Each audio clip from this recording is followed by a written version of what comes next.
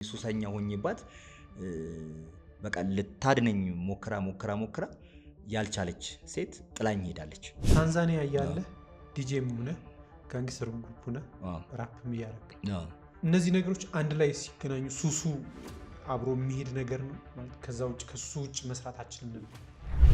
18 አመት ቃምኩኝ። እሺ ገብቷል። ዴይ ቱ ዴይ አስቤዛ ይሆኑ ያገኘ ሁሉ ሽታንም በቃ አንተ የለበስከው ሲጋራ ሲጋራ ከሸት ሊያገድል ይችላል። እንዴት ነበር? እግዚአብሔር እንዲህ አድርገህ ከሚሉኝ ይልቅ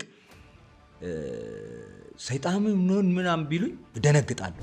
አዲስ አበባን ታውቀዋለህ? ክልሎች ከተሞችን ሐዋሳ፣ ባህር ዳር ምናምን ዙረህ እንዳይ ሰምቻለሁ። ኢየሱስ መጠን በአንተ ተገመግማለህ ብዬ አስባለሁ።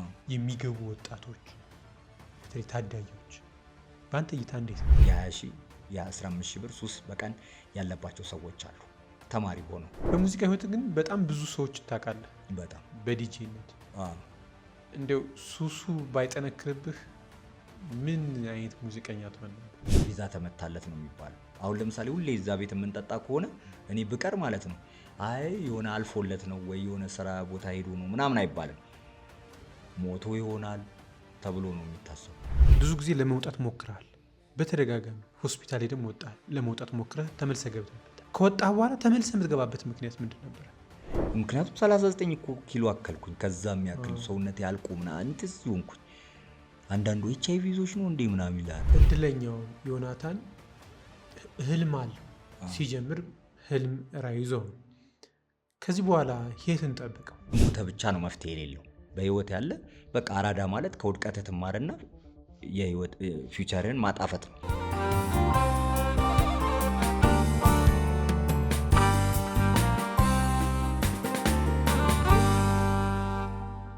ሰላም ጤና ይስጥልኝ። የምኒሉ ፖድካስት ቤተሰቦች ምኒሉ ፖድካስት ላይ ትገኛላችሁ። ዛሬ አዲስ እንግዳ ይዤ ቀርብ ያለው እንግዳይ እድለኛው ዮናታን ዮዮ የድሮ ዲጄ አሁንም ዲጄ ነው፣ ግን ከሱ ጋር ቆይታ እናደርጋለን። አብራችሁ እንድትቆዩ በአክብሮት እንጋብዛለን። ዮናታን እንኳን ደህና መጣህ። እንኳን ደህና ቆየኝ ወንድሜ። አንድ ነገር ለመናገር ግን የምፈልገው ስሜ ዮናታን ሊዮን ነው። ሊዮን ነው? አዎ፣ እድለኛው ራሴ ለራሴ የሰጠሁት ቅጽል ስም ነው። ዛሬ ዲጄ መስለኝ የመጣው። አዎ፣ እኔ አይ ላቭ ኦልድ ስኩል ዲጄ ነኝ። እኔ ዲጄ ዮዮ በመባል ነው የምታወቀው። በማስታወቂያ ስራም እታወቃለሁ እና የብዙ ዓመት እንግዲህ በ15 ዓመት ነው ዲጄነት ተቀጥሬ ስሰራ የነበረው። የት ነው የጀመርኩት? የጀመርበት ታስታውሳለህ? አዎ፣ እኔ ምንድነው ወደ ሙዚቃ ኢንዱስትሪ የገባሁት ታንዛኒያ የሚባል ሀገር ሄጄ ነው ሙዚቃን በቃ ሂፕሆፕን ሬጌን መስማት የጀመርኩት። ከዛ ደግሞ ወደ ሀገሬ ስመጣ ለምን ነበር ሄዳችሁ? እዛ ለመኖር እና በዛው ወደ ተለያየ ሀገር ለመሄድ ነበረ። ማለት አባቴ ቼኮስሎቫኪያ ነው 2 ዲግሪ ያገኘው። እዚህም ሰርቷል። የደርማቶሎጂስት የቆዳ ሐኪም ነው፣ የቆዳ ስፔሻሊስት ነው። እንግሊዝ ሀገርም ኖሯል። ታንዛኒያ የሚባል ሀገር ውስጥ በጀርመን ሀገር በሚገኝ ዲያውስስ የሚባል ድርጅት ሙሉ ታንዛኒያ ላይ ሆስፒታሎች አሉት እና አሩሻ አካባቢ አንድ ትልቅ ሙካራንጋ ሉትራን ሆስፒታል የሚባል አለ። የዛ ዳይሬክተር ሆኖ ነበር የመጣው እና እኛንም ወስዶን ነበር ሙሉ ቤተሰብ። እዚህ ሀገር ያው ሱሳሱስ ነገር ጀምሬ ነበረ፣ ያው በደንብ ጀምሬ ነበር። እዛ ደግሞ ሲሄድ ማሪዋና የሚባል ባዬ ይሉታል አሁን፣ እሷን በደንብ መጦስ ጀመርኩኝ። ከዛ ከጉሎዬም ደግሞ ከጋንጊስታር ጋር ሆነ። ታንዛኒያ ካልኩ ጋንጊስተሮች ጋር? አዎ፣ ማለት ታንዛኒት የሚባል ማዕድን አለ እዛ ሀገር። ልክ ታንዛኒት ማለት እንደ አልማዝ ውድ ማዕድን ነው እና ያው እኔ በአንድ ዓመት ነው ኪስዋሂሊ መናገር የቻልኩት። እና ምንድነው እዛ ሀገር ልክ ስማር ትምህርት ቤት ጀመርኩኝ። እንደ ቀልድ አንድ ጓደኛዬ ነው ከኋላ እችን ታውቃታለህ ምናምን እያለኝ ኖ ምናምን እለዋለሁ። አባቴም እዚህ ሀገር ባንጊ የሚባል ነገር አለ፣ እዛ ሀገር ባንጊ ነው የሚባለው፣ እዚህ ማሪዋናዋ ማለት ነው። እና እዚህ ያስጦዙሃል ምናምን ይለኛል። ከዛ ስለሚነግረኝ የነበረ አይ ኖ ምናምን እለዋለሁ። ሲጋራ ግን አጨሳለሁ፣ እየተደበቅኩም ቢሆን አጨሳለሁ። ግን ምንድነው የሆነ ሰዓት በቃ ውስወሰው ልክ ለሔዋን የሰጠቻት ነው ተጸበለሱ ፍሬዋ፣ የገነት ፍሬዋ። እሷን እንትን እንደሱ ነው የወሰወሰኝ። ከዛ ቀመስኳት። ግን መጀመሪያ ስቀምሰው እንትን አላለኝም፣ ቴስት አላደረገኝም። ሲጋራ ያጦዘኝ ነበር። ከዛ የሆነ ጊዜ ላይ ያው ለትምህርት ቤት ኳስ መጫወት ጀምሬ ነበረ። እና የሆነ ፑሻርም መጣ። ልክ 4 ቁጥር ነበር የምጫወተው ከትምህርት ቤት ጀርባ ልክ ዳኛ ፊሽካ እስኪነፋ እንትን ሆነ እዛው ጋር ተሰራ። በቶርፒዶ ስሪ ፓፍ እያልኩ አታቀብላለህ። በዚህ ሳቀብል በዚህ ይመጣል፣ በዚህ ሳቀብል 10 ምናምን ልጆች ነን እና የሆነ ሰዓት በቃ ፊሽካ ሲነፋ ለመግባት ጽድ ልቆርጥ ብዬ ልዘል፣ ምክንያቱም ሽታ ማጥፊያ። ከዛ እንትን ስል እንዴት ልንቀሳቀስ ወደ ላይ መዝለል አቃተኝ። ዞር ስል ፍሬንዶች በቃ ይደክማሉ፣ እየሳቁብኝ ነው። በቃ ምንም ሳየው ብዥ አለብኝ። በቃ ቀጥ ብዬ ወደ ቤት ነው የሄድኩት። ገብቷል። ከዛ ምን ሆንኩኝ? ምግብ እንኳን የቤተሰቤን ምግብ ለቤተሰብ የተሰራው ምግብ ጨረስኩት ማለት ነው። ከዛ ትንሽ ቆይቶ ድርምስ ይልልሃል፣ ባዶ። የመጀመሪያ ጊዜ ማሪዋና ጦዤ የተሰማኝ ስሜት ማለት ነው። ከዛ በኋላ እንደገና ወተት እጠጣለሁ፣ ውሃ ተዘፈዘፍኩ። የእግዚአብሔር የዛሬን ብቻ አድነኝ እንጂ ሁለተኛ አልደግም ምናምን ብዬ ውላ። ከዛ እንደምንም ነጋልኝ፣ ለቀቀኝ። በማግስቱ ሄጄ ጓደኞቼን እንዲህ አድርጎኝ ምናምን ስላቸው አይ ብደግምበት በቃ ተላመደ ይመጣል። የአባትህ ትእዛዝ ግን ትዝ አላለህ? በቃ ተወሰወስኩ፣ ፈተና ሆነብኝ እና ገባ በቃ። ከዛ በኋላ ሁለተኛው ቀን ደግሞ እንደዛው ደገምኩበት። ዛፍ ሲደንስ አሳይቶኛል ሁለተኛው ቀን ላይ ጡዘት። ምክንያቱም አርብ ዕለት ነበር ያ የሆነው። ቅዳሜ ዕለት ደግሞ ያው እዛ አካባቢ ምንድነው ሉተራን ቸርች አለ። የሉተራን ንኳራንጋ ሉተራን ሆስፒታል ነው። ቸርች አለ፣ ኦርፋኔጅ አለ፣ ትምህርት ቤቱ አለ ምናምን እና ቅዳሜ ስለሆነ ተማሪም የለም ምንም፣ ጭር ይላል ያ ትልቅ ሜዳ እና እኛ እዛ ግቢ ውስጥ ነው የምንኖረው። ትልቅ ካምፓኒ የራሱ የድርጅቱ ነው እና ፓፍ ብዬ የለም እንዲህ አንድ ትልቅ ዛፍ እየደነሰ ነው ያየሁት። ብቻዬን እንዴ ምናምን አልኩኝ ማለት ነው። ከዛ ቀጥ ብዬ ወደ ቤቴ ነው የሄድኩት። አሳይቶኛል ብታምንም ባታምንም ማለት ነው። እና ያ ነገር ምን ሆነ እያደገ መጣ። ከዛ በኋላ ያው ተመቹኝ የምጠጋቸው ልጆችም ያው ሰው ብጤውን አይደለም የሚያገኘው፣ እያደገ መጣ። ከዛ ከትምህርት ይልቅ ደግሞ ወደ ገንዘብ ባጭር የሚገኝበት ነው የምትሄደው። ጋንጊስታር ላይፍ ይመቻል። ምክንያቱም ሞተር ይዞ የሚመጣል 10 ሚሊዮን 20 ሚሊዮን ዶላር ዘግቶ ምናምን። ከምንድን ነው የሚያገኙት? ከማዕድኑ ወይስ ዘረፋ ምናምን? ማዕድን አለ በቃ ሄዱ። ሰው ለመግደልም ምንም ችግር የሌለባቸው ናቸው። ምክንያቱም የተለያየ ባዕድ አምልኮም የሚያመልኩ አሉ። እንደዚህ አይነት ቢዝነስ ላይ ብዙዎቹ አለባቸው። የምታስታውሰው አለ? በጣም ብዙ ፍሬንዶች አሉኝ እንጂ እዛ ሀገር። እንዴት ነበር ማለት ያንተንም ወደዛ መሳብ አንዱ ምክንያት ሊሆን ይችላል ብዬ እኮ ነው።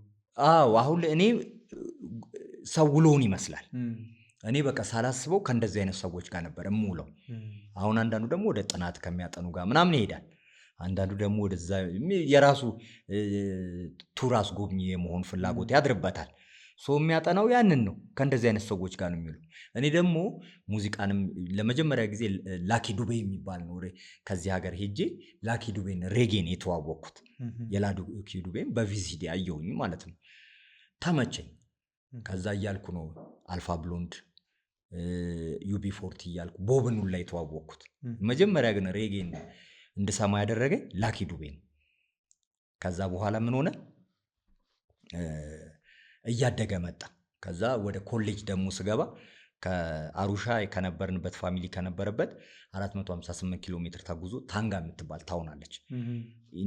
ከ1.5 ኪሎ ሜትር በኋላ ኢንዲያን ኦሽን እዛ ላይ አለ። ቅዳሜና እሑድ ቢች ፓርቲ ይዘጋጃል። ቦርዲንግ ነው በቃ ከተለያየ ማህበረሰብ ፍንዳታ ሂፓፕ ምናምን በግድንግድ ቴፕ ምናምን ክላስ ውስጥ የሚከፈተው ምናምን። እኔ ሙዚቃ ሂፓፕ አላቅልም። ጄዚ ይሉኛል፣ ዴምኤክስ ይሉኛል፣ ባስተራይምስ ይሉኛል። በቃ እነ ቱፓክን ምናምን እያዳመጥኩ ተመቹኝ። በቃ ሙዳቸው ሄጅ ቢች ፓርቲ ላይ ምናምን ያኔ ተሳብኩኝ። ወደ ሂፓፕም ራፕ ወደ ማድረግ ምናምን ተሳብኩኝ። ያው ሙዚቃም እንደዛ እያለ ነው ወደ እኔ የገባው። ገብቷል። ከዛ በኋላ ደግሞ ያንን ጋንጊስታር ራፕ ሳዳምጥ ደግሞ ያው ብጤዎችን ታገኛለህ። ትምህርቴን የሆነ እስከ ኮሌጅ ድረስ ተማርኩኝና ቀጥል ስባል እኔ ፍላጎቴ እዛ ማዕድን ውስጥ ሄድኩኝ። በቃ የመቻቸዋሉ ምናምን ፍሬንዶች ሆንን። ገብቷል። ሄድኩኝ እዛ ምናምን ውሎ ምናምን በቃ ተቀየረ። ከነሱ ጋር ስውል ደግሞ ያው በደንብ ጧጭ፣ በደንብ ቀምቃሚ፣ በደንብ ምናምን ሆንኩኝ። እዚህ ሀገር ከመሞቱ በፊት ተብዬ ነው ወደዚህ ሀገር የተላኩት። ከዛ እዚህ ስመጣ ደግሞ ያው ራፕ ምናምን አረግ ስለነበረ በአካል ጸ የሚባል ቤት ነው የተቀጠርኩት። ከዛ ከፒያሳ ታዋቂ ቤት ነው ናቲማን የሚባል አሁን ታዋቂ ዘፋኝ እሱ ራሱን የሚጠብቅ ሰው ነው። ዛይን ራፕ ግሩፕ የሚባል አቋቁመን ብዙ ክለብ እናደምቅ ነበር። ከዛ በኋላ እኔ ወደ ዲጄነት አይደለሁ። ከዛ 4 ኪሎ ቼኩቬራ የሚባል ቤት ገባሁ። ገብቷል። እያለ እንግዲህ ሙሉ አብዛኛውን የኢትዮጵያ ክልል ተከፍሎኝ ዞር ያለው። ታንዛኒያ እያለ ዲጄም ሆነ ጋንግስተር ግሩፕ ሆነ ራፕም እያደረግ ያው ሱሱም አለ። እነዚህ ነገሮች አንድ ላይ ሲገናኙ ሱሱ አብሮ የሚሄድ ነገር ነው ማለት። ከዛ ውጭ ከሱሱ ውጭ መስራት አችልም ነበር። በዛን ጊዜ የሚታየኝ ያስደስተኝ ነበር። አሁን መጀመሪያ ሱስ እኮ እንትን አይደለም፣ ያዝናናሃል። ከዛ ስቃዩ መቼ መሰለ ካለሱ መንቀሳቀስ። አሁን አንድን ነገር ስትገዛው ባሪያ አይደለም ገዝተኸው ነው። ግን ካለሱ መንቀሳቀስ ሲያቅተ ገብቷል። አምጣ ደረጃ ሲደርስ መንቀጥቀጥ ደረጃ ስትደርስ እሱን ካላገኘ የሚደብር የምትነጫነጭ ከሆነ ገብቷል። ያ ተገዢ ሆነሃል ማለት ነው። ያኔ ነው ከባድ። ያኔማ ያስደስተኝ ነበር። ኢትዮጵያ ውስጥ ከመጣ በኋላ ዲጄነት ከገባሁም ራፕ ማድረግ ሱሱን የበለጠ ጨመርክበት ማለት ነው? ጨመርኩበት እንጂ በደንብ በቃ 18 ዓመት ቃምኩኝ። ገብቷል። ዴይ ቱ ዴይ አስቤዛ የሆኑ በመሀል የሆነ ነገር አጋጥሞኝ ምናምን እንትን ካላልኩ በስተቀር 18 ዓመት እንዲህ እያልኩ በቃ።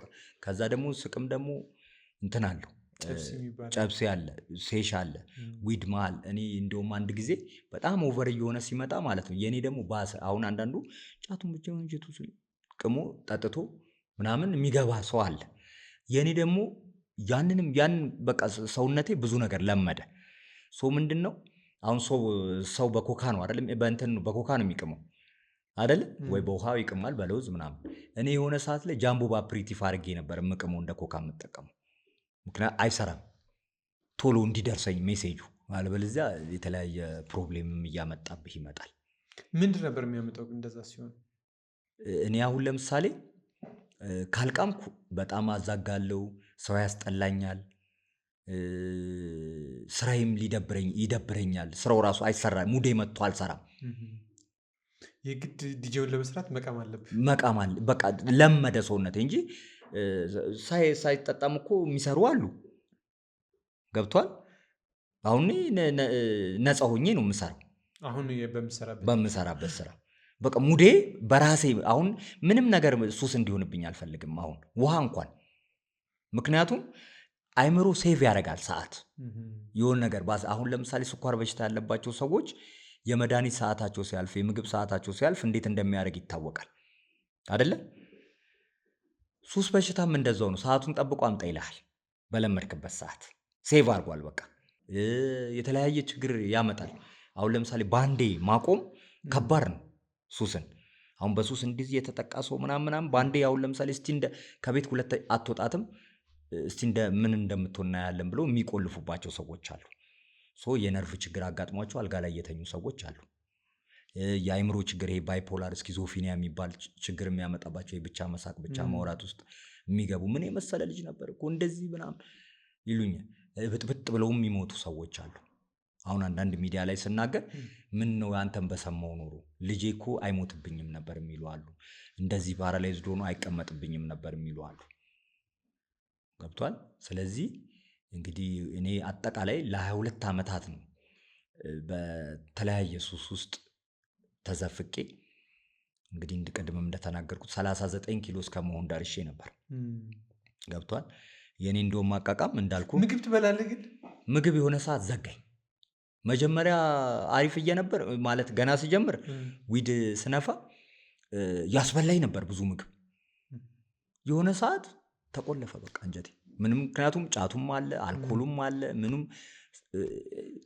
የሚገርም። አሁን ለምሳሌ ከመቀምቀሜ ከመጠጣቴ በፊት ክትፎ ጋብዘኝ፣ አሁን ብዙ ሰዎች ስላሉ ይጋብዙኛል፣ ና እስቲ ብትበል ምናምን ብሎ ብዙ ያው እግዚአብሔር ሲወድ ሰው ይሰጣል እና ብዙ ጓደኞች አሉኝና ወስደው እስቲ ብላ በሞትህ እኮ ይኸው እስቲ ራስህን ያ የነበረ ሰውነት ያው ስፖርት ምንም ስለምሰራ የነበረ አስልጋው ነው አለቀ ገብቷል እስቲ ይህን ብላ ምን አይሉኛል ከዛ በኋላ እሺ ልልሃለሁ እችን ይዤው ትልቅ ይሆንብኛል እንዴት ይግባ ስለዚህ መጀመሪያ አልኮል ጠጥቼ ነበረ የሚገባልኝ እና ብዙ ሰው አይረዳህም አሁን ሱስ በሽታ ነው ግን ሰው አይረዳህም ብዙ ሰው ግንዛቤውም ስለሌለው ወዶ ነው ወላጁ ነው ከቤት እንዳትመጣ ምናምን ተብሎ ራሱ ኢቭን ወላጆች አባረውኝ ያውቃሉ ቤት እንዳልመጣ ምክንያቱም አንደኛ በኢኮኖሚ ጎርቶኛል ምክንያቱም እሰራለሁ ግን ብዙ ብር አገኛል ማታ አይደል ምን ያህል ታገኝ ነበር አገኛለሁ በቃ ኢቭን ኃላፊዎቹ ዌተሮቹ የተለያዩ ሰዎች ይቀኑብኝ ነበር ያንተን የምታገኘውን እኮ እኔ ባገኝ ኖሮ ምን አይሉኛል ግን ከኔ በታች የሚያገኙ ቤታቸውን ሙሉ ቤት አድርገው ገብቷል ፋሚሊ እንትን እየረዱ አግብቶ ምን ብሎ በደንብ በቃ ሴፍ ሆኖ እየኖረ ታያለ ቤታቸው ሲወስዱኝ እኔ ከነሱ በላይ ጥፍ እያገኘው ከነሱ በታች ነው የምኖረው የነበረው ምን ይሰማል ግን እንደዛ ሲሆን አንዳንድ አሁን ያኔ ምን ሆነ መሰለ እኔ የሆነ ጊዜ ላይ የጠቀመኝን ነገር ነው ምነግር መጽሐፍ ቅዱስ ማንበብ ጠቅሞኛል በቃ ተቀጃብሬ አንዳንዱ ይመጣና በፊት የመጽሐፍ ቅዱስም ዕውቀቱም ምኑም ስለሌለኝ የነበረ ሰዎች አስገርግደውብህ ሊሆን ይችላል ይሉሃል ሰው እንዳትሆን መተት የሚባለው አዎ እሺ ይሉኛል ከዛ በእግዚአብሔርም ያለኝ እምነት ከእግዚአብሔር ይልቅ ሰይጣንን እንትንል ነበር አገዝፈው ነበር በቃ አሁን እግዚአብሔር እንዲህ አድርገህ ከሚሉኝ ይልቅ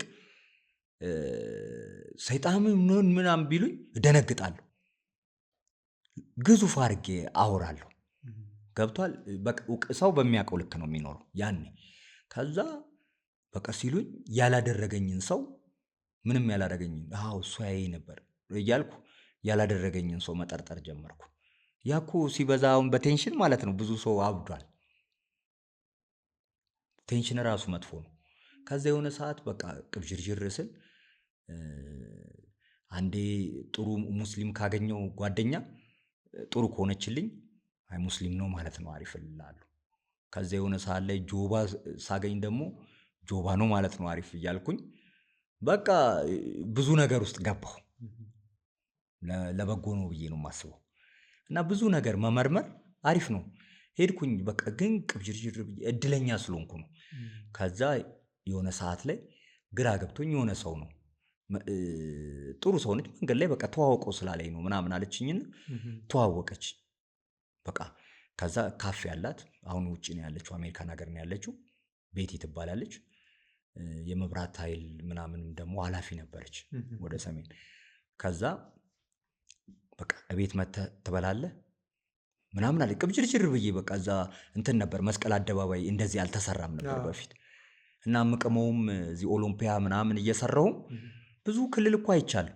ከዛ እየሰራው እዛ ነበር ምቅም የኢትዮጵያ አየር መንገድ ምናምን ነበረበት ማስታወቂያዎች ምናምን ነበረበት እና እዛ እየቃሙ ምናምን ፍሬንዶች ናቸው እንዳል እና የኔ ላይፍ አይደለም ግን ምናምን ልል ነበር እና የሆነ ሰዓት የሆነ ባይብል ሰጠች ቁጭ ብዬ እየቃምኩ ነበር ማነበው ነኝ ከማቴዎስ ወንጌል ጀመርኩኝ ከዛ ሰው ውሎን አይደል የሚመስለው ማታ ስቀመቀም ስለ መጽሐፍ ቅዱስ ነው ወሬ ጳውሎስ እንዲሆኑ እንትኑ እንዲሆኑ እያልኩኝ በጠጡ ቤት አረ ሰውዬ እንዳታስቀጽፈን ምናምን ይሉላል ከዛ በቃ ስሞት ብቻዬን ነው የሚፈረድብኝ ምናምን ጓጓ ምናምን ይባላል እንደገና ሌላ ጨዋታ በቃ መብቱ ነው ምናምን ይባላልና ደግሞ ዝም ይባላል የልብን ያየዋል ከዛ የሆነ ሰዓት ከዮሐንስ ራእይ ጨርሼ ደግሞ ወደ ዘፍጥረት ተመለስኩና በቃ ተመቸኝ እግዚአብሔር ስታቀው ጸሎትን መለማመድ ጀመርኩኝ ምን መለማመድ ከነሱ ሰው ማለት ነው ከዛ እንዴ እንዳታስቀዝ እግዚአብሔር ለኃጢአተኛ ነው የመጣውልልሃለሁ ሲገባህ ነው የምታቀው ከዛ ሰይጣን አቅም እንደሌለው ተረዳው ልክ እግዚአብሔርን ስታምን ሰይጣን አቅም የለውም በቃ እኔ አሁን ጠዋት ስወጣ ከቤቴ የሚያስጨንቀኝን ሁሉ ለአንተ አሳልፌ ሰጠው ብዬ ነው የምወጣው። ለሰዎች የደስታ ምንጭ አድርገኝ ብዬ ነው የምወጣው። በቃ ምን አገባኝ ሲገባኝ ነው። ገብቷል። ያ ነገር እያረጋጋኝ መጣ እንጂ በዛው ብቀጥል ኖሮ ወይ አብዳለሁ ወይ ራሴን አጠፋለሁ ወይ ያልሆነ እምነት ውስጥ ገብቼ ችግር ውስጥ እሆን ነበር። ምክንያቱም የሰይጣን ነፃ ስጦታም የለም። ቅድም ስትነግረኝ ከቤተሰብ ወጣ ነበር። ሱሰኛ ሰው ሲሆን የመጀመሪያው ከቤተሰብ ነው መገደል። ከዛ ከአካባቢና ከጓደኛ ያገኘ ሁሉ ሽታንም በቃ አንተ የለበስከውን ሲጋራ ከሸትል ሊያገድል ይችላል። እንዴት ነበር? አዎ ምን መሰለ፣ እኔ ቤተሰብ ያው ትልልቅ አባቴ ዶክተር ነው ብያለሁ እና ውድ መጽሐፍ አለ ቤት እየሰራውም በቃ እየወሰድኩ እሸጥባቸው ነበር።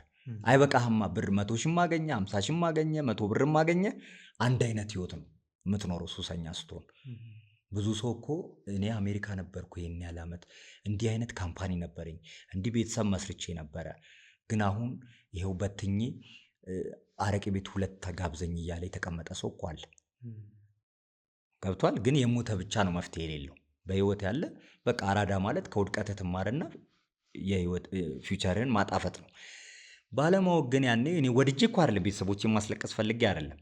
በቃ ስወስድባቸው ምን ስል ግን እግዚአብሔር ምን ሆኜ ነው እላለሁ። እሰራለሁ እኮ ገብቷል። ግን ሰው ይሄ ያመኛል ሱሱ። አሁን እንደነገርኩ ቅድም ሱሰኛ እኔ ሰው ቢገልም አይደንቀኝም ብያለሁ። ለምንድን ነው? አስገዳጅ በሽታ ስለሆነ ነው። እና ምንድን ነው ወስድና ስለሚያስገድደኝ ግራ ያጋባኝ። በቃ የሞትን ጥግ አያለሃለሁ። ስለዚህ ያገኘሁ ይዤ እሄዳለሁ። በቃ እዛ ፊት ማንንም አስቀይማለሁ። ግን ወስጄ ከሸጥኩ በኋላ ምናምን ልክ ጠጣ ምናምን ሳደርግ ወደ ራሴ እና እመለሳለሁ ማለት ነው። አየር ላይ የነበርኩትን ሰውነቴ ጠበቅ እያለ ይመጣል። ገብቷል። መደባደብ ምችል ይሆን በፊት ግን ልክ አልጠጣው ማለት ነው። አቅም አንሶኝ አየር ላይ ሆኜ እንዲህ ብገፈትሬ ልወድቅ እችላለሁ። ባላንስ የለኝም። እንዲህ እየሄድኩ ውድቅ ልል እችላለሁ። ገብቷል። ምግብ ማብላት አልችልም፣ ይዘጋል። እና ያ ነገር ፍርሃት በቃ። ስለዚህ በምነካካባቸው ጊዜ ደግሞ ያው ወድጄ አይደለም እኮ ምናምን ትላለህ። ወደ ራስህ ስትመለስ ደግሞ ሰው አስቀይመሃል። ገብቷል። ከጠጣ በኋላ ምናምን ነገሮች በረድ ሲሉልህ ትልና ተመለስ አልኩኝ ምናምን ትልና እንግዲህ የነበርኩበትን እኔ ነው የማውቀው፣ ጥግ እያዩ የሞትን ጥግ። ከዛ እንደገና ሰው አስቀይሜያለሁ። ወቀሳ ራስን ትጀምራለህ። አሁን ውስጡ ሰላም የሌለው ሰው ለራስህም ሰላም አትሆንም፣ ለጎረቤትህም ሰላም አትሆንም፣ ለቤተሰብህም ሰላም አትሆንም። በብዙ በካንሰርም ትገባለህ፣ በኤችአይቪም ትገባለህ፣ በመኪና አደጋ፣ በተለያየ ነገር ሰው መግደል ሊሆን ይችላል፣ ሰው አካል ማጉደል ሊሆን ይችላል። ብዙ ሰው እኮ የተለያየ ችግር ውስጥ እኮ ነው ያለው። በጣም ብዙ ሚሊዮን ህዝብ እየሰቃየበት፣ ዓለም ላይ ደግሞ ብዙ ቢሊዮን ህዝብ እየሰቃየበት የሚገኝ ከባድ በሽታ ነው ሱስ በሽታ። ግን እንትኑን ካገኘህ ግንዛቤው ካለ ደግሞ ማገገም የሚችል በሽታ ነው። ግንዛቤ ያስፈልጋል። አሁን ብዙ ሰው አንድ ሱሰኛ ልጅህ እንደዚህ ቢሆን ደስ ይልሃል ብትለው እኮ አይፈልግም። እህትህ እንደዚህ ብትሆን ምናምን ብትለው አይፈልግም። ራሱን መውጣት ይፈልጋል። ግን እንዴት ይውጣ? ግንዛቤ የለም። አሁን አንዳንዴ እስቲ በፊት አሁን እንደጀመርኩ አካባቢ ጀምሬ ምናምን 3 ሳምንትም 15 ቀንም የማቆም ችሎታ ነበረኝ እና ኮንዲሽን ላይ ነኝ ምናምን ትላለህ፣ ብሶም ይላል። ከዛ ደግሞ ልክ 15 ቀን በኋላ ምናምን ደግሞ እዛ ውስጥ ታገኘዋለህ ራስህ። ከዛ አቁመሃል ነበረ ምናምን ትባላለህ። ግን በዛ መሀል የሚወሰውሱ አይ ሱሰኛ ያርፋል እንጂ ይመለሳል ምናምን የሚሉህም አሉ። ከዛ ዛሬማ ቃሚበት ኖ ምናምን ብለህ 15 ቀንም ቆይተህ ምናምን ደግሞ ራስን እዛ ውስጥ ታገኘው አቁመሃል ነበር ይልሃል ሲወሰውሰ የነበረው ሰውዬ። ምግብ የሚያበላ ነው የሚጠፋ እንጂ ሱስ ማስታገሻ አይጠፋም ይባላል። አዎ እነግርሃለሁ። ስለዚህ አሁን ምንድን ነው ይሄ እንትን እያለ መጣ፣ እየባሰ መጣ። ገብቶሃል። አሁን በፊት እንዳልኩ 15 ቀን ምናምን ማቆም እችል ነበር። የሆነ ሰዓት ላይ ግን ማቆም አልችልም። በቃ አዳፕት ሆነ ሰውነት። ልክ እንደ ስኳር በሽታ እንዳልኩ የመድኃኒት ሰዓት ሲያልፍ የምግብ ሰዓት ሲያልፍ እንደሚመጣው እንደዛ ይሆናል። ዴይ ቱ ዴይ ስራ ይሆንብሃል። ለመዝናናት ሳይሆን ያው ልክ እንደ አንድ ጉዳይ እንደ ምግብ በቃ ኦክሲጅን ቢቋረጥ እንዴት ነው? እንደዛ ነው የሚሆንብህ። ያሰቃይ ኦክሲጅን አሁን እንደዚህ ባፍን እንዴት ነው የምትሆን? ሱስም የለመድክ ከሆነ በቃ እንደዛ ያትንቀጠቀጣል፣ ላበላው ልብ ይመታል ምናምን ብዙ ነገር አለ። ብዙዎች ሞተዋል። እድሉን ያላገኙ አፈር ጋር ተቀላቅሏል። ዛሬም እኮ የተቀላቀለ ብዙ አለ። አሁን ቢመዘገብ ልክ እንደ መኪና አደጋ በሬዲዮ ቢነገር በጣም ብዙ ሰው ነው የሚሞተው። የተለያየ አካል ጉዳት የሚደርስበት፣ የተለያየ ፓራላይዝድ የሚሆነው ገብቷል። በተለያየ በሽታ የሚያዘው ማይድን ካንሰር ምናምን ያስይዛል እኮ ቀምቅሙ ኦቨር ሱሰኛ ሆኖ በመኪና አደጋ ዛሬ ስንቱ ነው ቢቆጠር። ስለዚህ ከቤት እኔ አሁን ምንድን ነው ስለምነካካ ተብሎ አሁን እንደውም ጎረቤት ሁላ ሰልችተን ነበር እኛ። ደሞ ጀመሩ ገብቷል። ጩኸቱ ሁሌ ጩኸት ነው። ይሄን ወሰደ እንዲህ አለ። ከዛ ደግሞ ማዘር ደግሞ አትረዳኝም አንዳንዴ። ልክ ከውጭ ሰላም ብዬ ስቄ ምናምን እቤቴ ገብቼ ደሞ ሰክረ መጣ ትላለች። ከዛ አንድ ትናገራለች እንዴ ተብሎ አንድ ትጨምራለች። አንድ ተብሎ በቃ ሌላ ጸብ ውስጥ ጎረቤት መጥቶ አገላግሎ ምናምን ነበር። ከዛ እዚህ ቤት እንደ ፖሊስ ይመጣል። አሳስሮኝ ያውቃሉ አንድ ሁለቴ በጠበጠ ተብሎ ልጄን ውሰዱልኝ። ከዛ ከሚይዝ ደግሞ እነሱን ስላይ በቃ እንዳትመጣ ምናምን እዚህ ቤት ምናምን ተብሎ ደግሞ እንደገና እንትን ትባላል።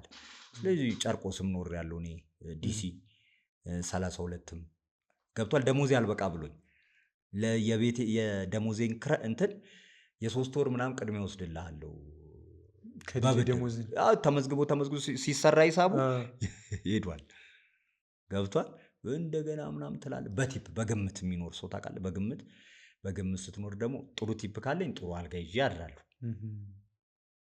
ገብቷል። ቤት መከራየት እየቻልኩ እኮ ነው። በቃ ደሞዜ ኦልሬዲ ለመጠጥ ሴቭ ማድረግ አልችልም። ስለዚህ ቤት ደግሞ ሳይኖር ሲቀር ደግሞ ከባድ ነው። አሁን ልብስ እንኳን 3 ልብስ 4 ልብስ ቢኖር አሁን ብዙ አለኝ።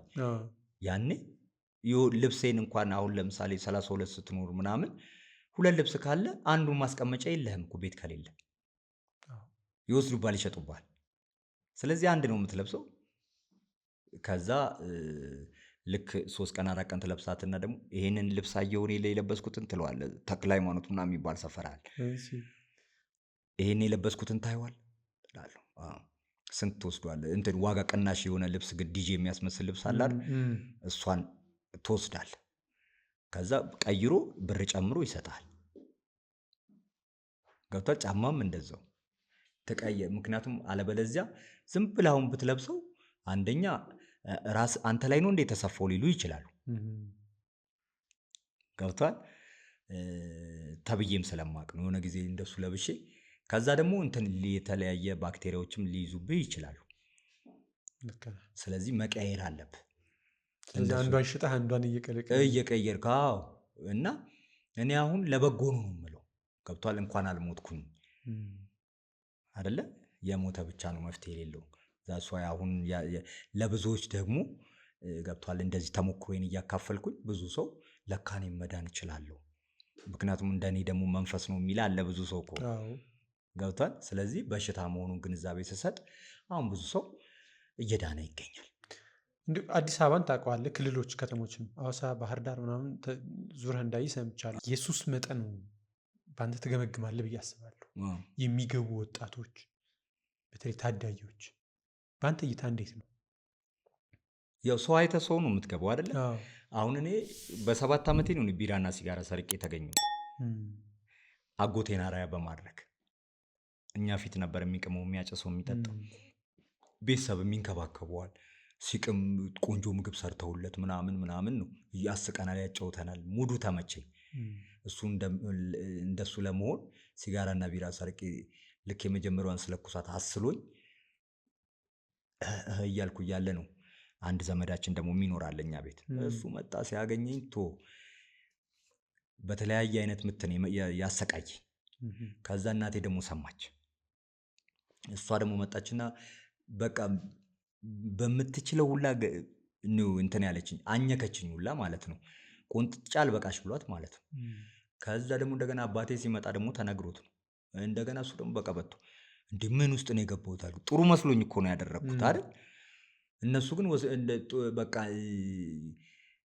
ከምክሩ ይልቅ ድብደባው ቀደም። በጣም ያ ደግሞ ሊያድነኝ አልቻል። በመሀላችን ጋፕ ፈጠረ። ስለዚህ ትምህርት ቤትም ስሄድ ያው ብጤዎች ከልጅነቴ ነው የጀመርኩት። ገብቷል። እያደገ መጥቶ ነው እኔ በአምስተኛ ክፍል እያለሁ ነው ቆራሌው የተዋወቅኩት።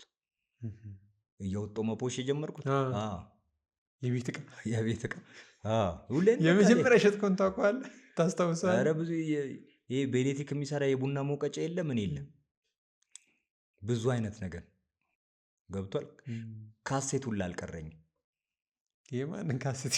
ብዙ እኛ ቤት አጎቴ እንዳልኩ ሹፌር የከባድ መኪና እና በቃ አዳዲስ ዘፈን ሲወጣ ይዞ ነው የሚመጣው። ገብቷል። ሰው ደግሞ ይፈልጋል የኦሪጂናል ካሴት በቃ እየወጡ ኪሮስ አለማዩ የለ ማን የለ። ገብቷል። በልጅነቴ ያው ሙዚቃ ውስጥ እንድገባ የሚያደርገኝ ፋሚሊ መሰለኝ። አሁን ፋዘር የእንግሊዝኛ አዳማጭ ነው፣ ብዙ ውጭ ስለኖረ እንግሊዝኛ ያዳምጣል ወሊሶች። ማዘር ደግሞ እና አጎቴ ደግሞ አማርኛ ዘፈን ነው የሚያዳምጡት። ከልጅነቴ ነው ሙዚቃ እያዳመጥኩ ያደግኩት። በሙዚቃ ህይወት ግን በጣም ብዙ ሰዎች ታውቃለህ። በጣም በዲጄነት እንደው ሱሱ ባይጠነክርብህ ምን አይነት ሙዚቀኛ ትሆን ነበር?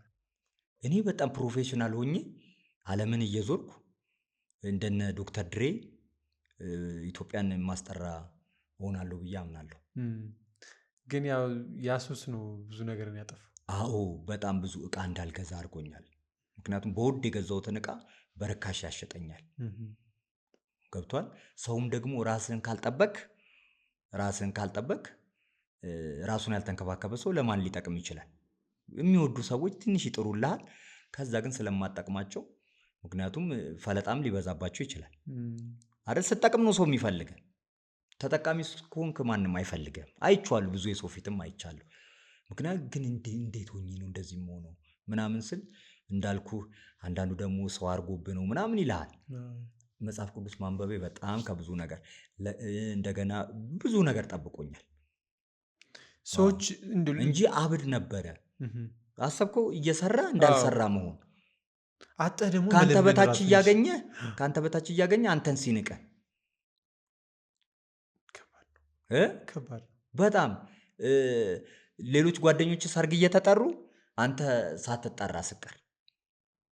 አንድ ጓደኛዬ እንዲሁም ነቅሎኝ በዳምፔል ነው የሳትኩት። የሆነ ጓደኛችን ቤት ተሰብስበን ልናድር ሄደን እና ጓደኛችን ቤት ያው ደስ ይላል። ከዛ ብዙ ያው አቀናባሪ አለ፣ የኛ ግሩፕ ካሜራማን አለ፣ ሰዓሊ አለ፣ ዲጂ አለ፣ የተለያየ በአርት ውስጥ ያለ ጋዜጠኛ ምናምን ብዙ እና አብረን እየተጫወትን አንደኛው ብድግ አለና እኔ ተጠርቼ ሰርግ ዮዮ አልተጠራም አለ። ያው ዲጄ ዮዮ አልተጠራም። ለምን እንደሆነ ታውቃላችሁ አለ። ሱፍ ለብሶ ይመጣል ሲባል ሽምብራ ለብሶ እንዳይመጣ ተብሎ ነው ያልተጠራል። ጓደኛችን እኮ ነች ደግሞ ያገባቸው። ገብቷል። እንዴት እንደሚያን በዛ የተቀመጠ ዳምፔል አንስቼ ጓደኛዬ ዘሎ እጄ ላይ በጣም ያናደድ ነበር። አሁንም ጓደኛዬ ነው። ግን አስበው አንተም እየጠበክ እንደ ሰው ተቆጥረህ እንደ ጓደኛ ተቆጥረህ ካልተጠራህ ይከብዳል። ሳሚ ይባላል፣ ዲጄ ሳሚ። ጎጆ ሙዚክ ታውቀዋለህ? ይሻላል። ጎጆ ሙዚክ በጣም ታዋቂ ነው እና ጓደኛዬ ነው። ሚስኪንም ነው። ገብቷል። እኔ እንዳድግ ያላደረገው ጥረት የለም። አንዳንዴ ደግሞ ያው ነቆራ አለ ግሩፕ መሃል፣ እሱን ነው እኮ። እስካሁንም ግን ጓደኛ ነን በጣም። ምክንያቱም በክፉ ቀኔ ደርሶልኛል። ከቤት ስባል ምናምን አለ አይደለም፣ እሱ ቤት ሁላ አኑሮኛል። ስራ ዋስ ሲባል አሁን ስቀጠር ምናምን ራሱ አስቀጥሮኝ የራሱ ዋስ ሆኖ ያስገባኛል። ገብቷል። እኔ ቼኩቬራ እየሰራው እሱ ዘውዲቱ ይሰራ ነበር 4 ኪሎ እና ከዛ ጊዜ ጀምሮ ጓደኛሞች ነን እና እየነቆረህም ቢሆን የሚያሳድግ ሰው ጥሩ ነው፣ ደስ ይላል። ስለሚወድህ እኮ ነው። አንዳንድ ሰው የሚነቁርህ ምን የሚል ስለሚወድህ ነው። እኔ አሁን ያኔ አይገባኝም ነበረ። አሁን የሚመክሩኝ ሰዎች ምናምን ጠላቴ አድርጌ ነበር የማያቸው። ገብቷል። እኔ በአንዴ ማግኘት ምናምን ነው። ምክንያቱም አንደኛ ተጽዕኖ የፈጠረብኝ ደግሞ ታንዛኒያ ይሄ ሚሊየንስ ዶላር ምናምን ያገኛሉ ምናምን አላልኩም። እኔም እንደዛ ማግኘት ነው በአንዴ የምፈልገው። እና እዚህ ሀገር መጥቼ ደሞዝተኛ ሆነ አጠራቅመ እንትን ማለት አላስበውም። ያ ነገር አይምሮዬን እንትን አለኝ እንጂ አሁን አንዳንዱ ሴፍ እያደረገ ከኔ በኋላ መጥቶ ምናምን ሴፍ አድርጎ ምናምን የሆነ ጊዜ መኪናውን ይዞ ምናምን ታገኘዋል። ገብቷል። እኔ ግን ያለኝን እያጠፋው ገብቷል። አጠራቅም ሲሉኝ እኔ በአንዴ ነው የማገኘው ምናምን እላቸዋለሁ። ምን አይሉኛል። ገብቷል። አሁን ሚሊዮነር ጓደኞች አሉ ብዙ ዓለምን እየዞሩ ያሉ በጣም ሱስ ላይ ሆነ ብዙ ጊዜ ለመውጣት ሞክረሃል። በተደጋጋሚ ሆስፒታል ሄደህ ለመውጣት ሞክረህ ተመልሰህ ገብተህበት ሱስ ውስጥ ያሉ ሰዎችም ይሄ ተግባር አሁንም እያለባቸው ነው። የአንተ ኤክስፔሪንስ ደግሞ በጣም ለብዙ ሰዎች ትምህርት ይሆናል ብዬ አስባለሁ። ከወጣህ በኋላ ተመልሰህ የምትገባበት ምክንያት ምንድን ነበረ? እንግዲህ እኔ 3 ነው የገባሁት። አሁን 3 ገባሁኝ። 2 ያገርሽቶብኝ ማለት ነው። አንዴ መጀመሪያ ጊዜ አሁን ወደዚህ እንዳልኩ በቃ በጣም ግራ ገብቶኝ በነበረበት ሰዓት ብላክ ኤንድ ዋይት የሚባል ቤት ነበር እዚህ ቦሌ መድኃኒዓለም ክለብ ነው። እዛ ነበር የምሰራው እና ማታ 2 ሰዓት ምናምን ነው ስራ የምገባው እዛ እና ከፒያሳ ጠጥቼ ያው ቀኑ ሙሉ የኔ ዳምፔል ስጠጣ ነው ሙሉ እና ልክ እየሄድኩ ወደ ስራ ልክ ታክሲ ውስጥ ገብቼ ከኋላ መጣና አጠገቤ ቁጭ ሲል ሸተትኩት መሰለኝ። ጽይፍ እንዴ አጸያይፉ ሲያስጠላ። እኔ እንደሱ ሰው ሲጸየፍ አይቼ አላቅም። ከዛ እናዱኝ ያው ከጠጣው በኋላ ደግሞ ለጸብም እኔ ችግር የለብኝም። እዛ ፒም ቤት ምናምን ጓስል ምናምን ነው ሙሉ ፖሊስ ጣቢያ ትገባለህ። ከዛ አይ አይደለም ያው ጓት ጃስ እየተባባልክ አንዳንዴ ይኸውልህ አሁን ለምሳሌ ብዙ ነገር ማየት ከባድ ነው። አሁን አይምሮ ላይስማማ ይችላል። ከምትግባባው ሰው ጋር ነው ማውራት ያለብህ። አሁን ዝም ብዬ ስጠጣ አንዳንድ ሰው ለምንድን ነው ዝም ብሎ የሚጠጣው ብሎ ቴንሽን የሚገባው ሰው ሊኖር ይችላል። ስታወራም እንደዚያው ደግሞ አንዳንዱ ልክ አፍ ሲከፈት አይምሮ ይታያል እንደሚባለው በዛች ሙድ ሊገባብህ ይችላል። ገብቷል። የተለያየ ነገር አለ እዛ ውስጥ። የመሮት የመጣ ሰው አለ እዛ ጋር ምናምን ሃንግም ሊመታ የመጣ ሰው ሊኖር ይችላል። ልውጥ ይልብሃል። አንዳንድ ሰው ሙድህን ያይና አምጣው ሊልህ ይችላል። ገብቷል። ስልክንም ምንም ሊቀበል ይችላል። ስለዚህ ጓ እያልክ ምናምን ነው የምትኖረው። በቃ ፒስ አይደለም፣ ሴቭ አይደለም። ስለዚህ እንደሱ እያልኩ ምናምን ነው ሙሉ ችግር የለብኝም ለጸብ ማለት ነው። እዛ እንዳለ ታራዎች ምናምን ደግሞ ጓደኞቼ ናቸው። ከዛ አናደደኝና ልጣለው ብዬ ምን እንደሆነ አላውቅም ተረጋጋውና ወድጄ አይደለም እኔ ካልጠጣው ከሞት ጋር ነው የምታገለው አልኩት። የዛሬ 8 ዓመት ምናምን አካባቢ ስለው ጊዜ ስለ ጳውሎስ ነገረኝ ማለት ነው። እኔም ፍላጎቱ ስለነበረኝ የመዳን መሞቴ እኮ ነው እግዚአብሔር። መጀመሪያ መጽሐፍ ቅዱስ ታነብ የነበረው የዛን ጊዜ ነው ወይስ በኋላ? አንብቤ ኦልሬዲ ምናምን ጨርሻለሁ እና ግን እጸልይ ነበር። ገብቷል። የኔ ህይወት አይደለም ይሄ መሞቴ ነው። ምክንያቱም 39 እኮ ኪሎ አከልኩኝ። ከዛ የሚያክል ሰውነት ያልቁ ምናምን እንትን ሲሆንኩኝ አንዳንዱ ኤችአይቪ ይዞሽ ነው እንዴ ምናምን ይላል። ገብቷል። ሄጄ ትመረመራለሁ። ነፃ ነኝ። ገብቷል ምናምን። አንዳንዱ ደግሞ ኧረ እባክህ መብረር ነው ይላል። ቪዛ ሊመታልሽ እኮ ነው ምናምን ይላል። ምክንያቱም ቪዛ ይባላል ወይ የሞት ቪዛ ህይወታቸው ያለፉ ሰዎች ቪዛ ተመታለት እኮ ነው የሚባለው። አሁን አረቄ ቤት ምናምን ሰው ሲሞት ጥፍት ነው የሚለው በቃ አይደለ? ቪዛ ተመታለት ነው የሚባለው። አሁን ለምሳሌ ሁሌ እዛ ቤት የምንጠጣ ከሆነ እኔ ብቀር ማለት ነው አይ የሆነ አልፎለት ነው ወይ የሆነ ስራ ቦታ ሄዶ ነው ምናምን አይባልም። ሞቶ ይሆናል ተብሎ ነው የሚታሰበው። አንዴ እንደሱ ሆኛል። የመጀመሪያ ጊዜ ሪሃብ ገብቼ ያ ሰውዬ በጠቆመኝ መልኩ ጠዋት ተነስቼ ሄድኩኝ እና ዶክተር ሙሉ ቀን የሚባል ሰው ነው ያገኘሁት እና ካርድ አውጥቼ 12 ሰዓት ነበር እንግዲህ የምጠጣው። እኔ ልክ 10 ሰዓት ድረስ ነው ዲጄነት የምሰራው። ሌሊት ላይ 2 ሰዓት ነው የምተኛው። እንግዲህ ሁሉንም ነገር ወስጄ ቅብችርችር ብዬ በቃ ተኝቼ ልክ አልኮሏ ከደሜ ስታልቅ 2 ሰዓት በኋላ 12 ሰዓት ላይ ሞት ይቀሰቅሰኛል። ገብቷል። ልቤ ይመታል። ፍርሃቱ ምናምን አለ። ስለዚህ እየሮጥኩ አረቄ ቤት ነው የምሄደው። 8-10 መለኪያ ከጠጣው በኋላ ነበር እኔ ምድ ነው። ገብቷል። ያ ነገር በጣም እያሰቃየኝ ስለነበር እንግዲህ እስከ 2 ተኩል ቆይቼ ነው ዶክተር ሙሉቀንን ችዬው እየተንቀጠቀጥኩ 2 ተኩል ድረስ 12 ሰዓት መጠጣ ነበር እና ዶክተር በቃ መሞቴ ነው አግዘኝ ብዬ እንትን ያልኩት ህክምናው ለውሰድ አየኝ ተረዳኝ በቃ አድነኝ አልኩት ይዳናል ስላሉኝ ነው ምናምን ብዬ ነው የመጣሁት። በራሴም ውሳኔ ያስፈልጋል ታውቃለህ። ዝም ብለህ ስለ ሰው እንዲህ አደርግልሃለሁ አንተ ሱስን ስላቆምክ ምናምን አይደለም። ውሳኔ ይጠይቃል፣ ግንዛቤውም ደግሞ ይጠይቃል። ሱስ በሽታ ነው እና ደግሞ ማገገም የሚችል በሽታ ነው። ገብቷል። ማገገሚያ የሚባለው ለዛ ነው። መዳን አይችልም፣ መዳን አይችልም።